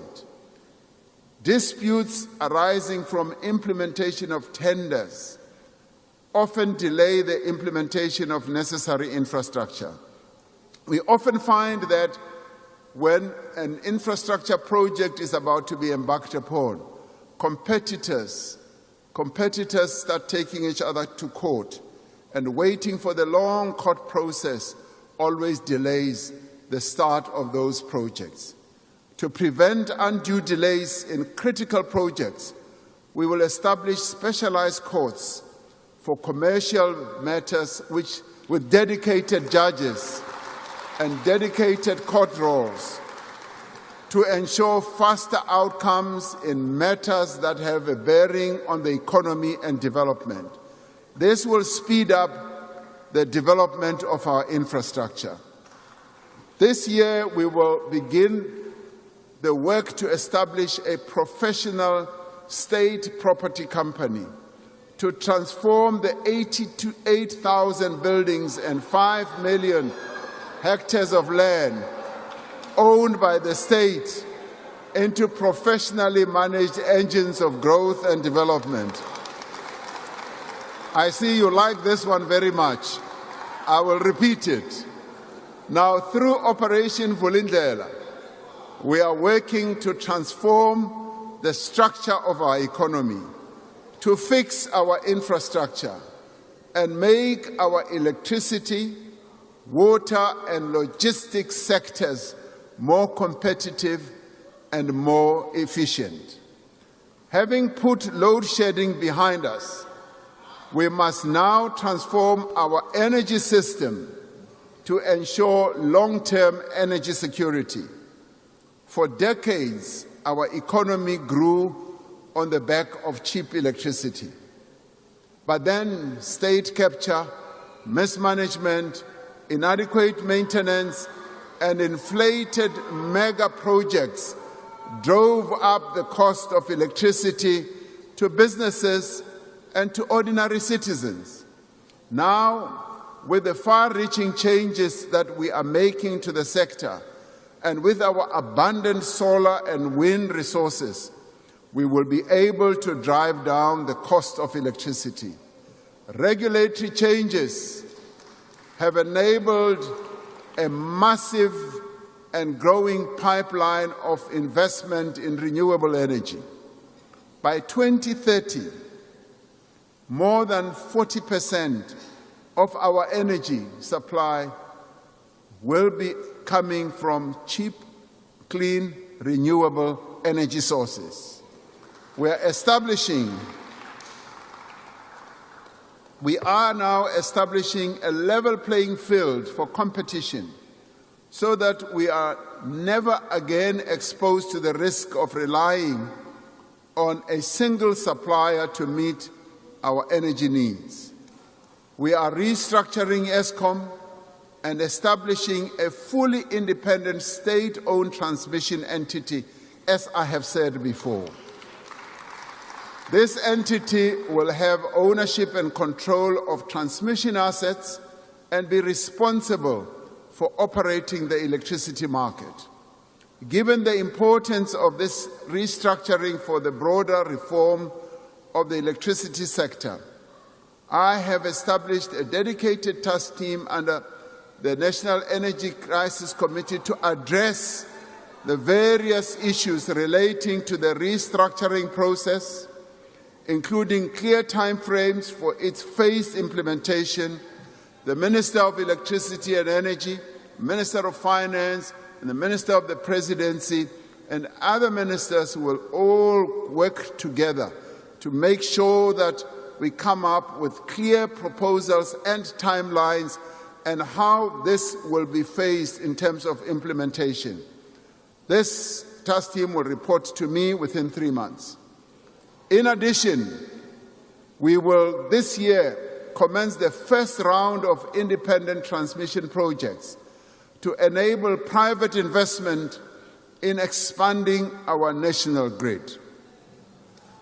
There has been tremendous interest. There's been tremendous interest in investments in our transmission process. We will work in each province to address transformer overloading, illegal connections, and equipment failure with the objective of eradicating load reduction by next year. We are committed to the path that we have embarked upon to modernize our energy system. We have begun to turn around the performance of our rail system and ports so that our businesses can get their products to global markets. We have now enabled private rail operators to access our network on a concessionary basis, which will now allow different rail companies to compete to move volumes from road to rail. Later this year, we will initiate major public-private partnerships in our port terminals and rail corridors through a concession model that preserves public ownership by the state while mobilizing private investment and expertise. Last month, we concluded a partnership with an international port operator to manage the Durban Pier 2 container terminal, the largest in our country. Pier, you're right. This partnership, something good also comes from your side. This partnership will result in new investment in equipment and infrastructure at the port and will bring it back to world-class standards. We continue preparations for the introduction of high-speed rail in South Africa.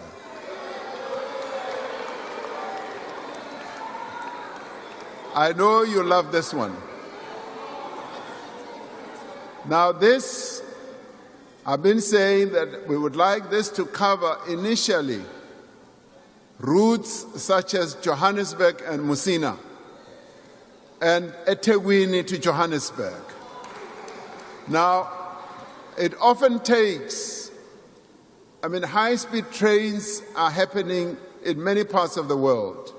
They've cut down the time of travel, and in my book, it should no longer take 5 to 6 hours to travel from eThekwini or Durban to Johannesburg, 4.5 hours from Johannesburg to Messina, when it can be done in a much shorter space of time. Our people want it, and progress is now being made. Nearly 30 companies indicated their willingness to participate in high-speed rail corridors when we put out the request for information last year.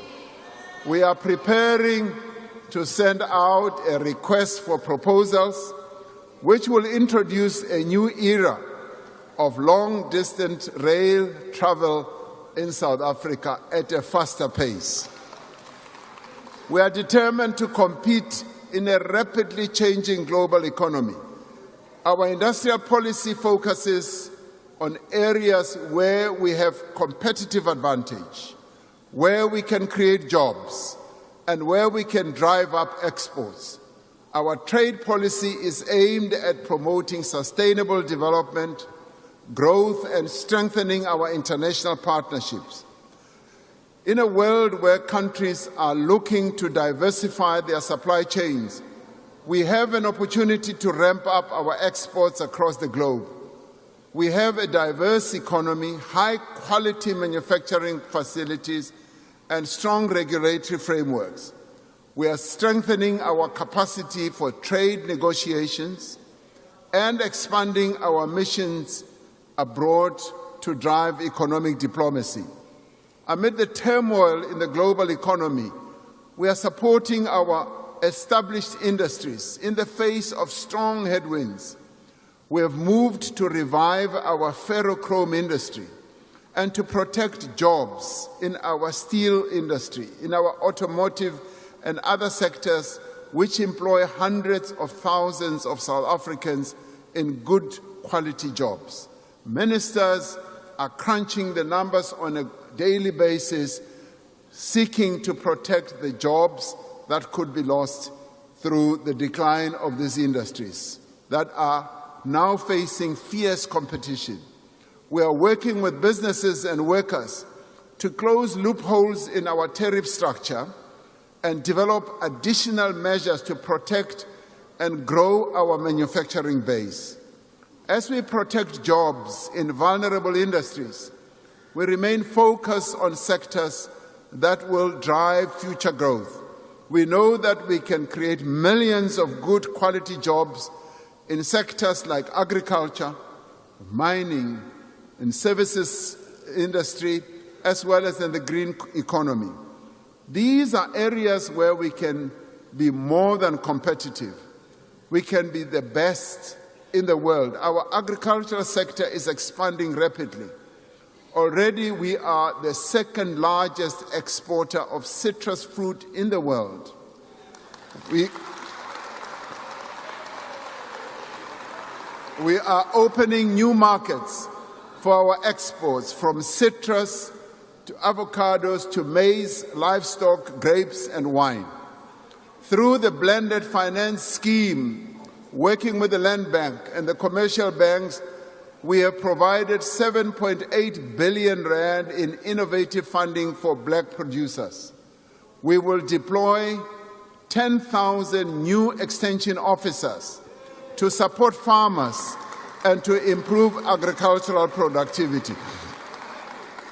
This will give rise to many opportunities for young people to be employed in the agricultural sector. I saw how this works extremely well in Ethiopia, in the agricultural sector, which was really the worst sector. They employed 40,000 or so extension officers who support farmers.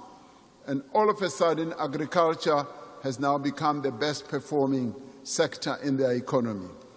While the rest of our agriculture is thriving, the cattle industry today is facing one of the worst outbreaks of foot and mouth disease our country has ever experienced. This disease is damaging our economy, resulting in export bans, trade restrictions, and the devastation of herds. We have decided to vaccinate the entire national herd of 14 million cattle. This requires 28 million vaccines over the next few months. The state will facilitate the acquisition of the vaccine centrally to ensure that we get the right vaccine for the particular strain of the virus in South Africa. Like during COVID, many people felt tempted that they wanted to acquire vaccines for themselves. But because we are a regulated economy and country, we wanted everything to be approved by our authority, SAPRA. Similarly, in this case, with cattle vaccines, SAPRA, our authority, will be the one single organization that will give approval. We will work closely with the private sector to enable an efficient rollout, and most importantly, we will ensure that commercial, private and communal farmers have immediate access to vaccines. Now, I have established a task team made up of farming organizations,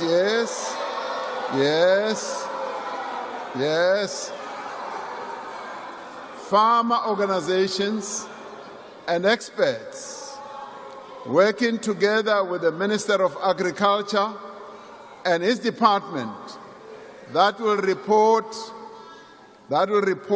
to me every month about the progress we are making in dealing with the pandemic. Now, why do we do this?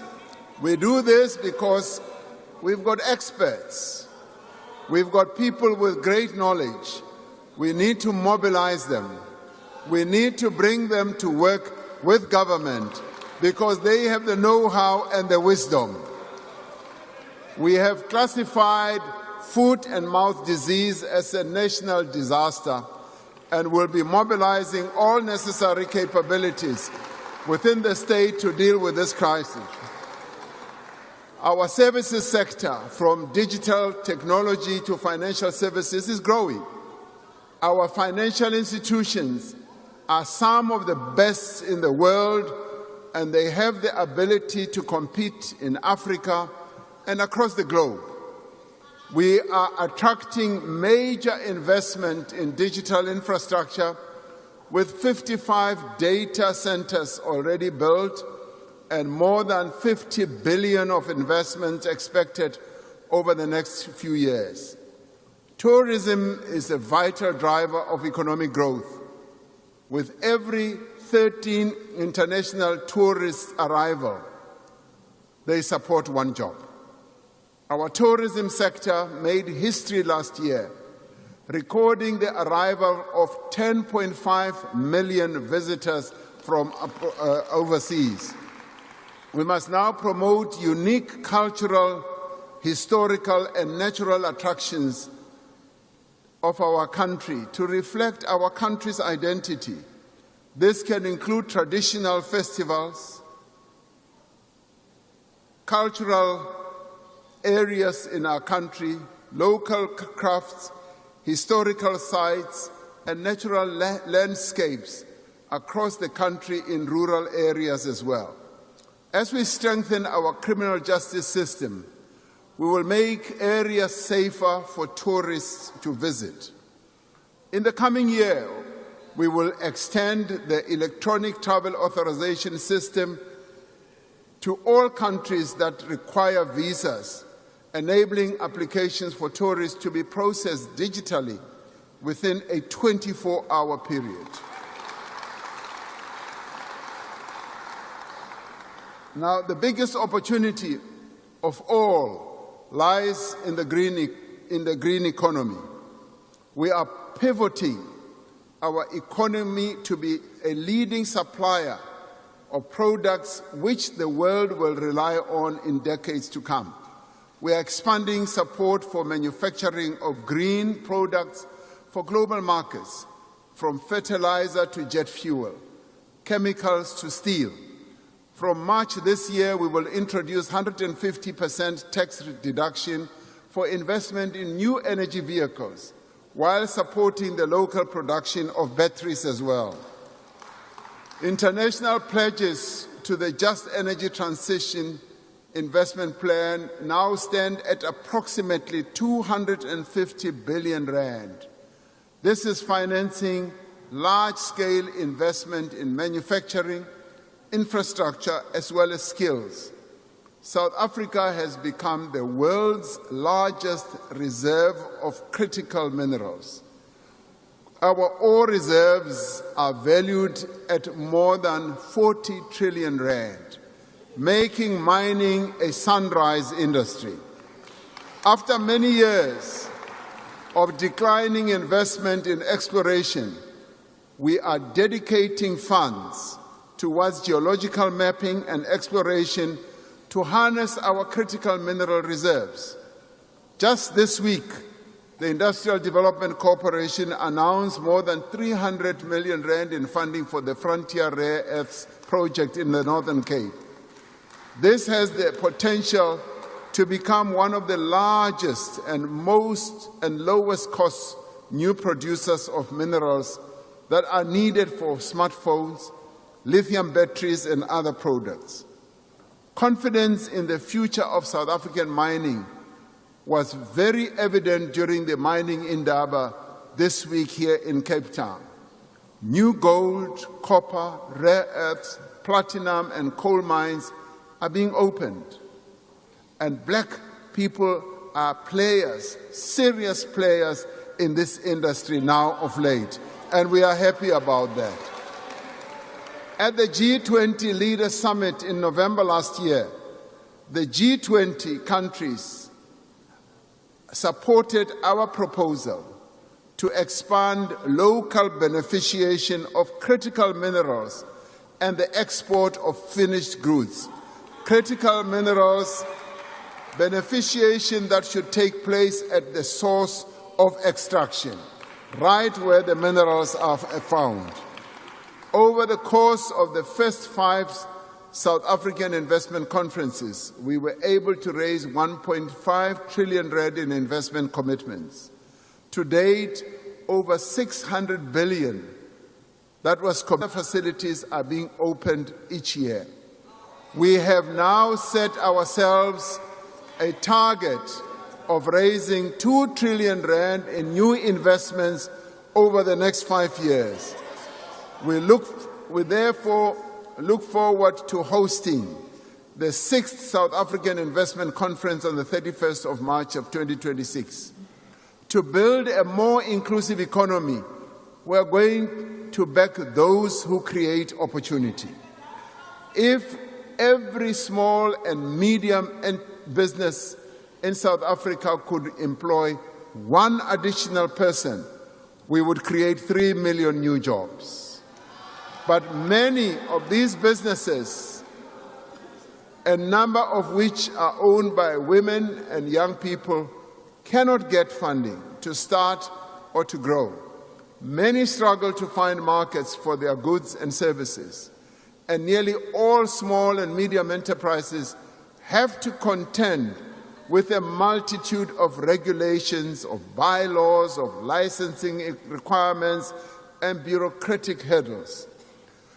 We take seriously the public comments on the draft business licensing bill, and will ensure that the final bill makes it easier, not harder, to start and to run a small business in South Africa. We will do that. This year, we will provide more than 2.5 billion in funding to over 180,000 small and medium enterprises and extend a further 1 billion in guarantees. Naturally, we will seek to also focus on women and youth-led businesses to foster their empowerment.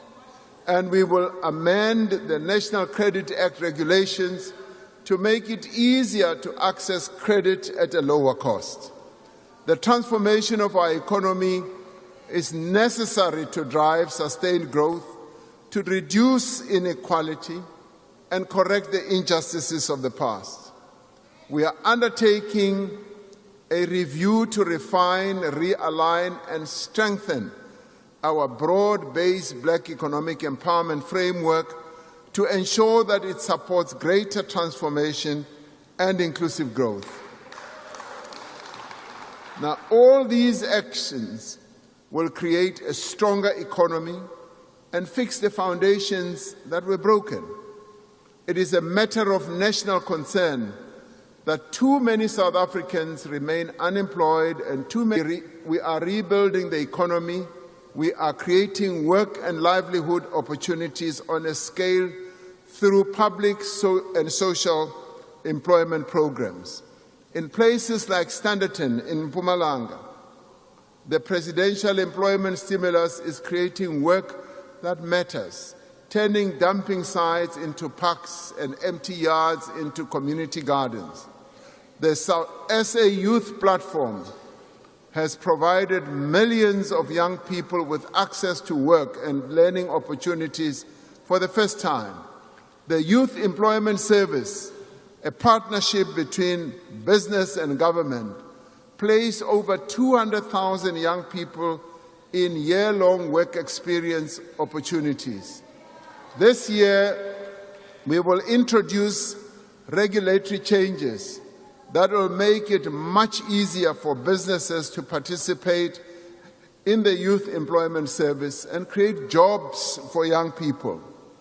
In the coming year, we will expand our public employment programs, including the Community Works Program and the EPWP and the Presidential Employment Stimulus. We will ensure that they are better coordinated, provide income support, skills development, and pathways into longer-term work, particularly for young people and women. To ensure that no one is left behind, we are implementing decisions to increase employment equity targets for persons with disabilities in the public service to 7% by 2030 and to mandate a 7% preferential procurement target across all government and public entities.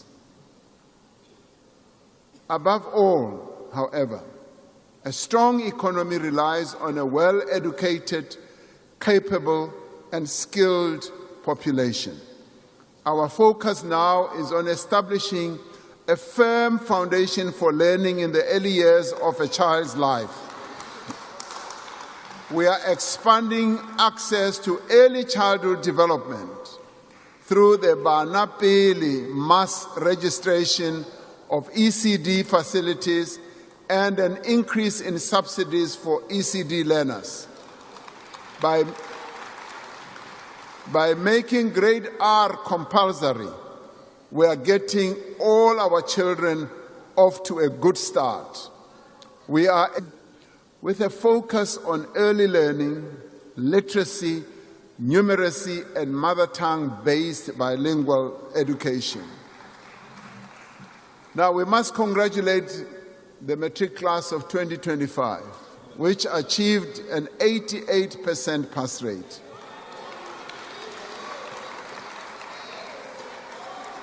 Now, this is the highest pass rate in our history, reflecting both commitment of the learners and the interventions we have made to improve learning, but we also congratulate them for the sacrifices they themselves have made to get where they are.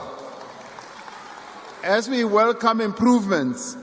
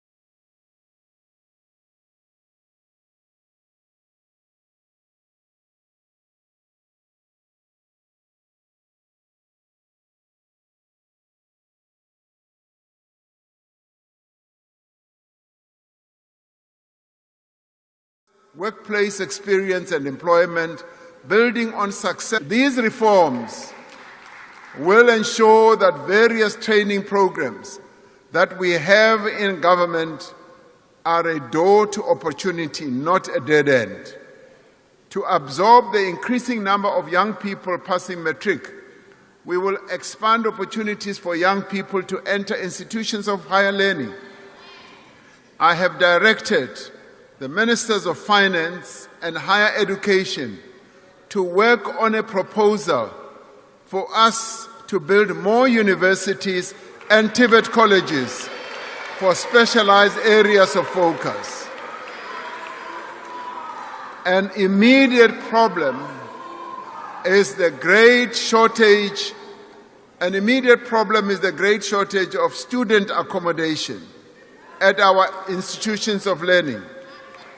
I have also directed the Minister of Higher Education to address this challenge, working together with financial institutions on innovative methods in which government can provide student accommodation. A stronger South Africa is built on strong communities, and strong communities look after their children. More than a quarter of children under 5 years are stunted, increasing their risk of disease and affecting their ability to learn and to grow. Now, this is devastating for children and their families and has an impact on our society as a whole. This year, we will embark on a mission to end child stunting and malnutrition by 2030 and tackle malnutrition amongst young children in line with the national strategy to accelerate action for children. We will focus on the crucial 1,000 days of a child's life, building on existing support such as the Child Support Grant. We will implement targeted interventions to ensure that pregnant women and low birth weight children get the protein and nutrients that they need. This is a massive crisis that demands attention and resources. Now, the medium-term budget statement that will be presented by the Minister later this year will set out a clear allocation for the actions that we need to take. A major contributor to which can affect a child's development during pregnancy. Alcohol abuse leads to violence, leads to road accidents and crime. Now, to address this scourge, we call on provincial governments to strengthen the regulation of alcohol by limiting the density of alcohol outlets, restricting trading hours, and ending the sale of alcohol in large containers. As national government, we propose measures to curb excessive alcohol use, including minimum unit pricing or higher excise duties and greater restrictions on alcohol advertising, which we are consulting with the stakeholders. Now, since it was introduced during COVID-19, the Social Relief of Distress Grant has kept millions of South Africans out of food poverty. As a transformative instrument to improve the lives of the poorest and the most vulnerable people, this grant will be continued into the future. This year, we will redesign the grant to more effectively support livelihoods, skills development, work opportunities, and productive activity. We know that most of the money provided through the social grants is spent on food and transport. In our cities and towns, most people live far away from workplaces and services. We are remaking our cities and reducing the cost of living for working families by expanding affordable housing and revitalizing commuter rail. We are introducing a new model for housing where people are given subsidies for ownership and rental in areas that are suitable for them. We are shifting from building houses for people to supporting them to build, to buy or to rent their own houses. Yesterday marked the 60th anniversary of the declaration of District 6 here in this city as a white group area. A couple of 100 meters from here where we are, more than 60,000 residents were forcibly removed and relocated to the Cape Flats.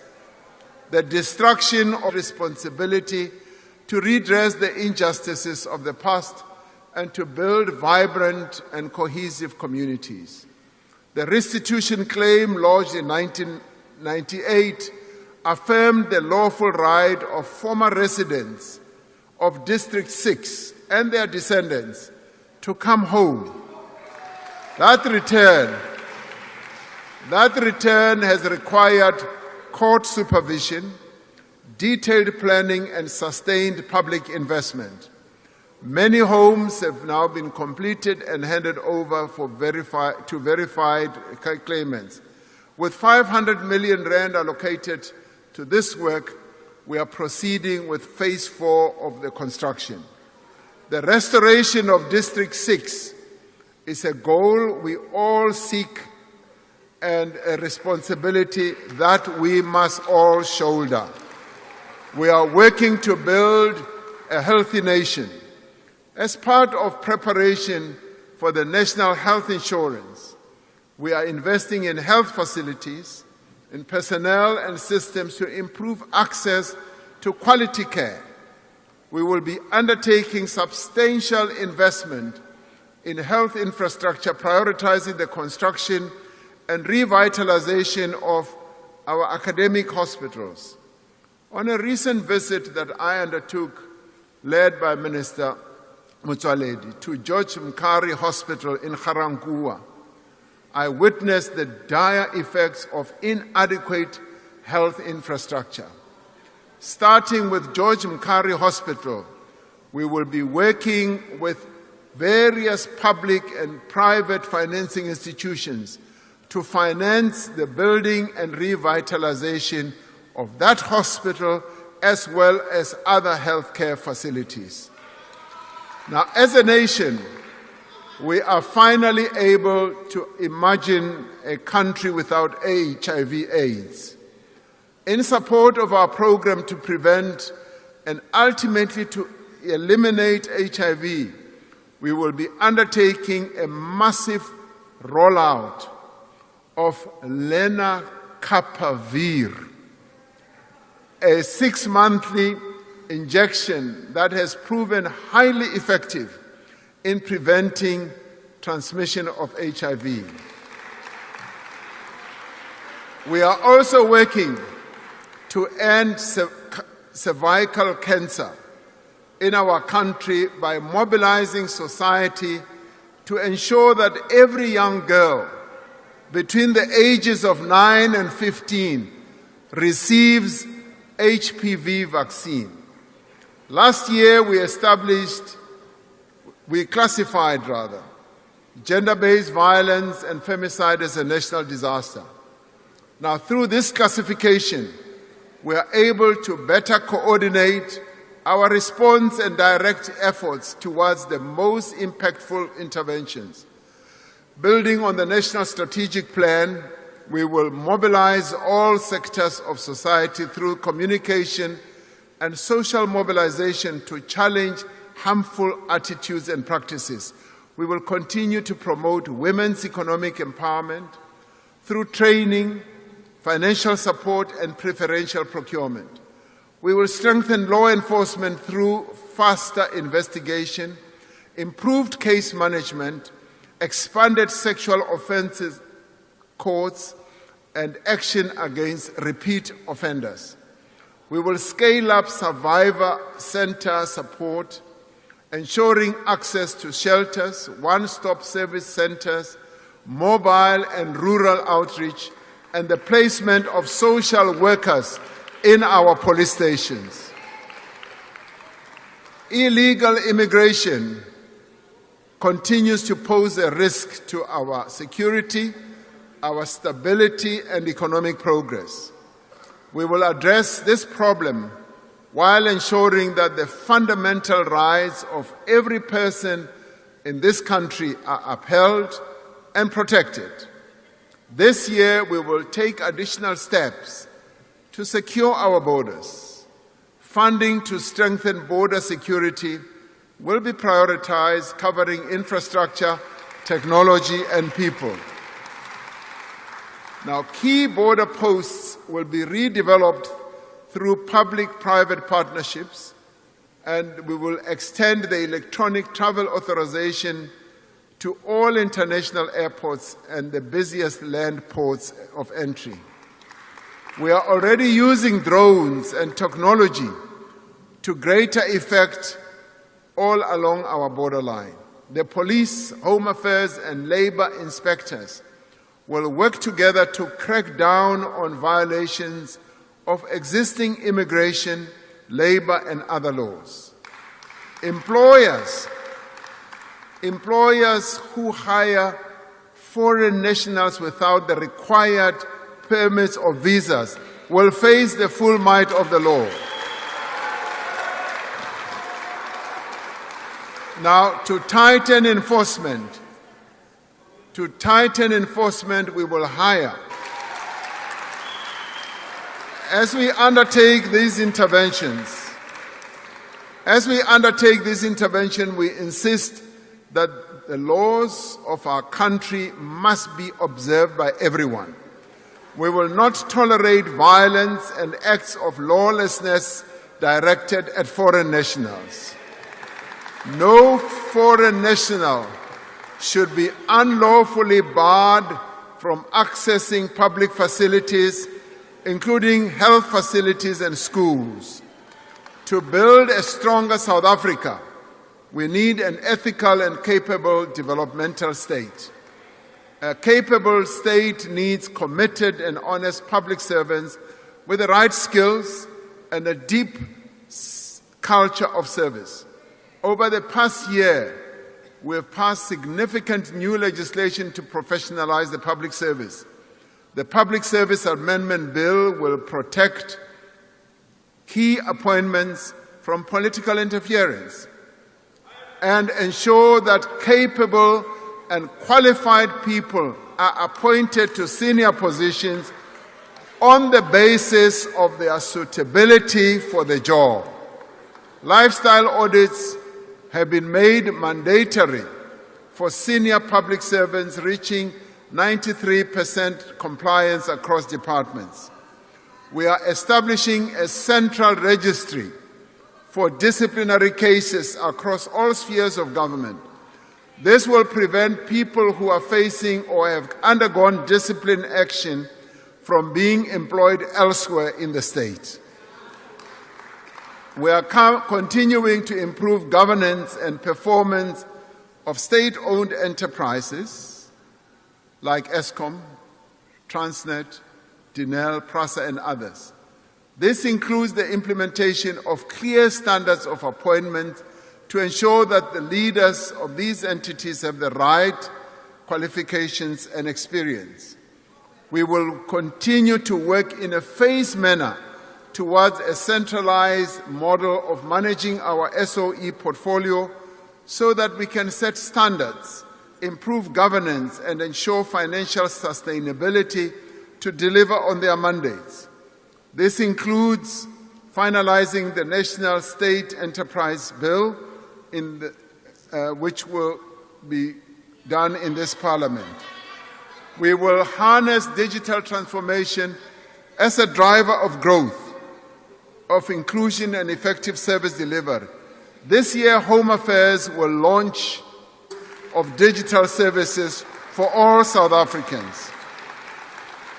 We will digitize driver's licenses, matric certificates, and services at the Master's Office.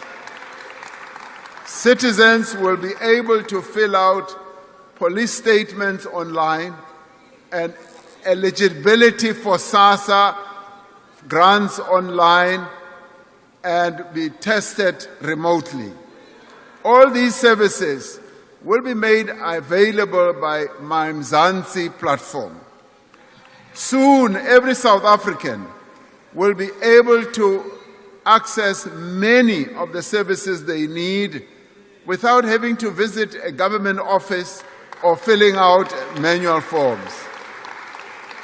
This year alone, hundreds more bank branches will now offer smart IDs and passport services, decreasing queues and waiting times.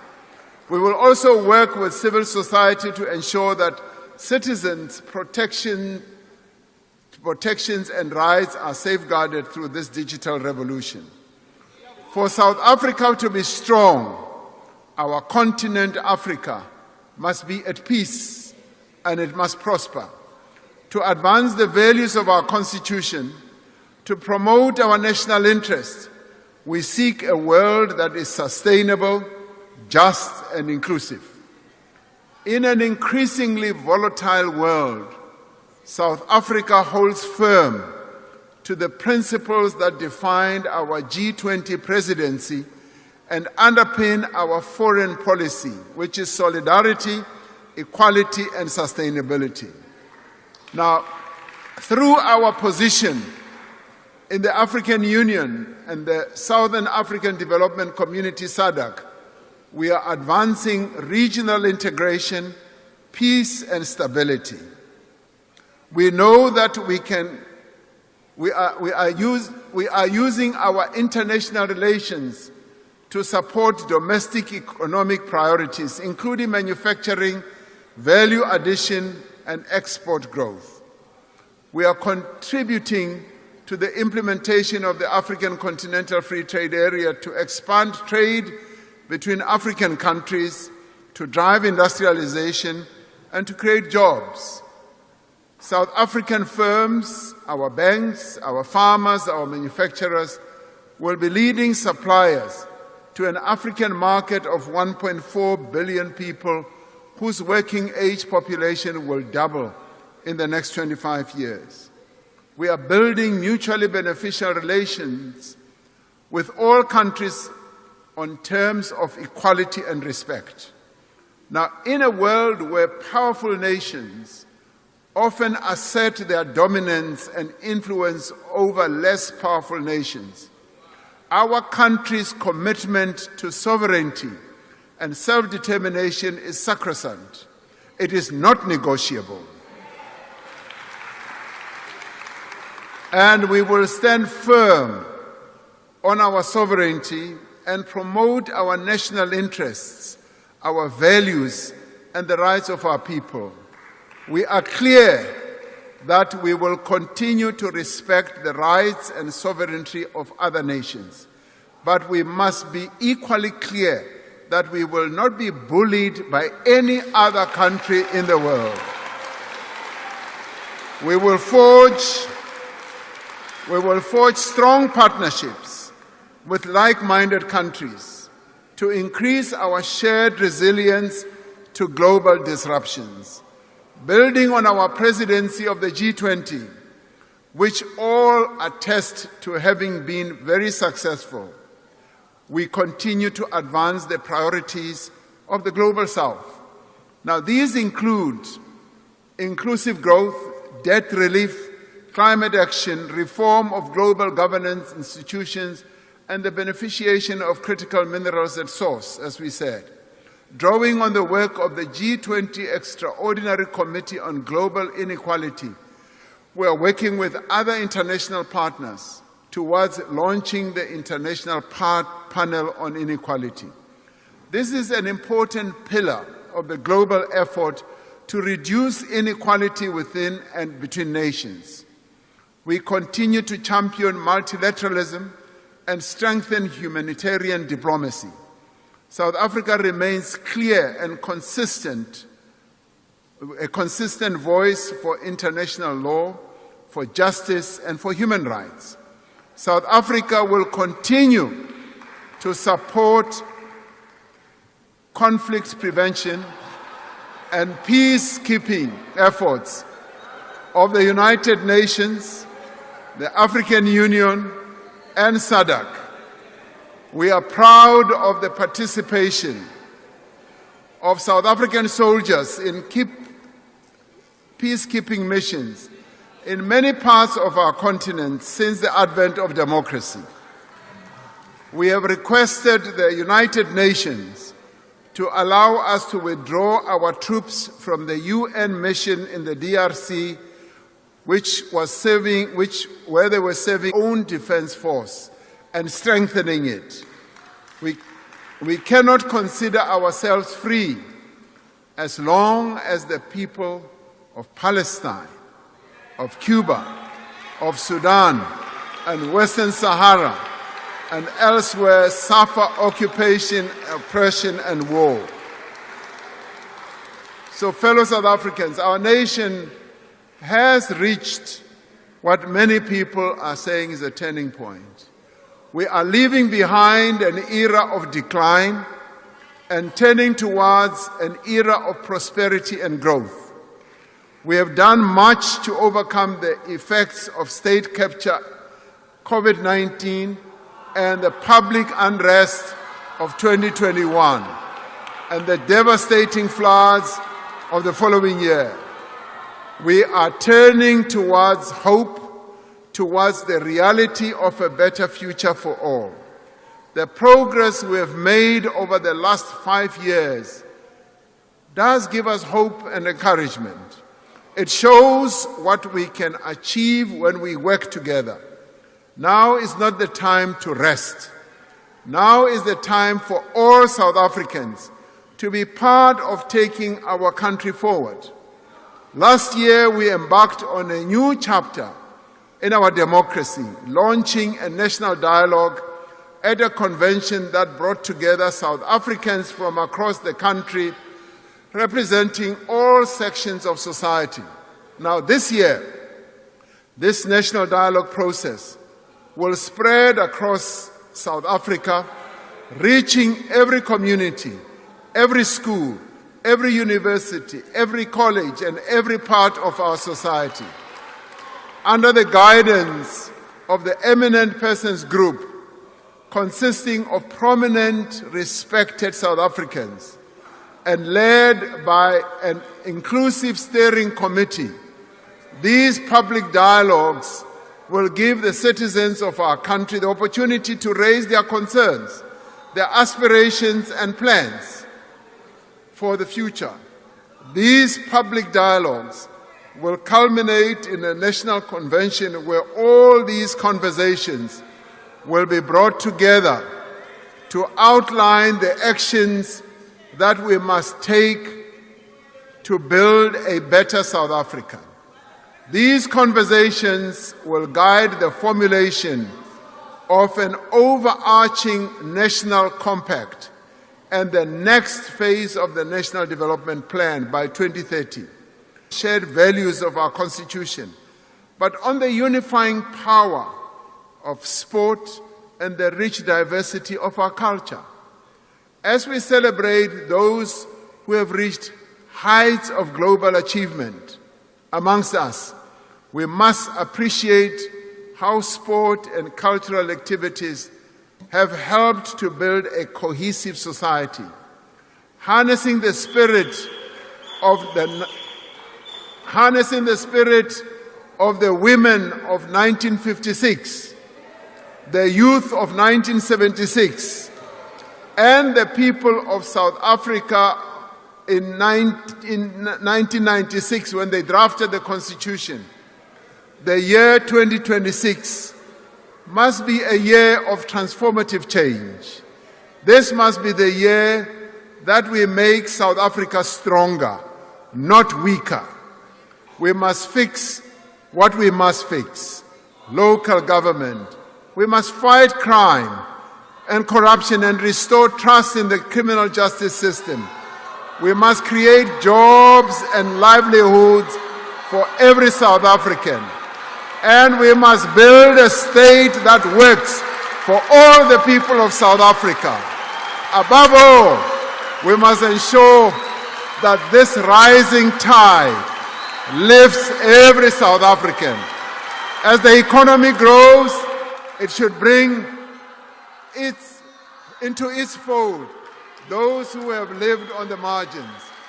This is the time for all South Africans to rise, and we must rise together. Thank you very much.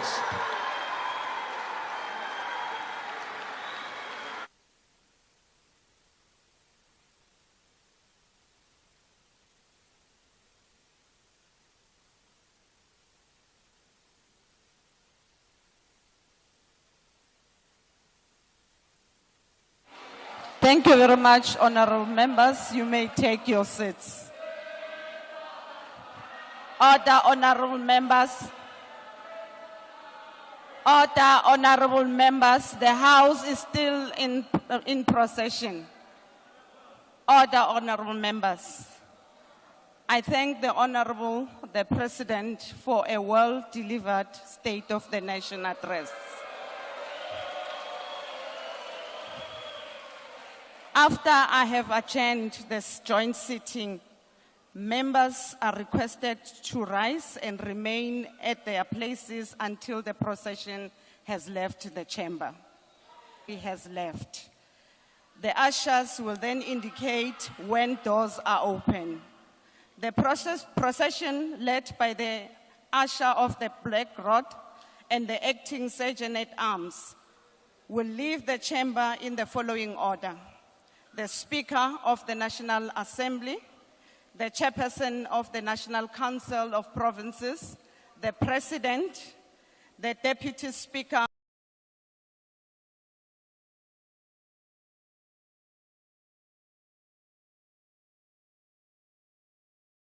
of the Nations of the Day. The joint sitting is adjourned.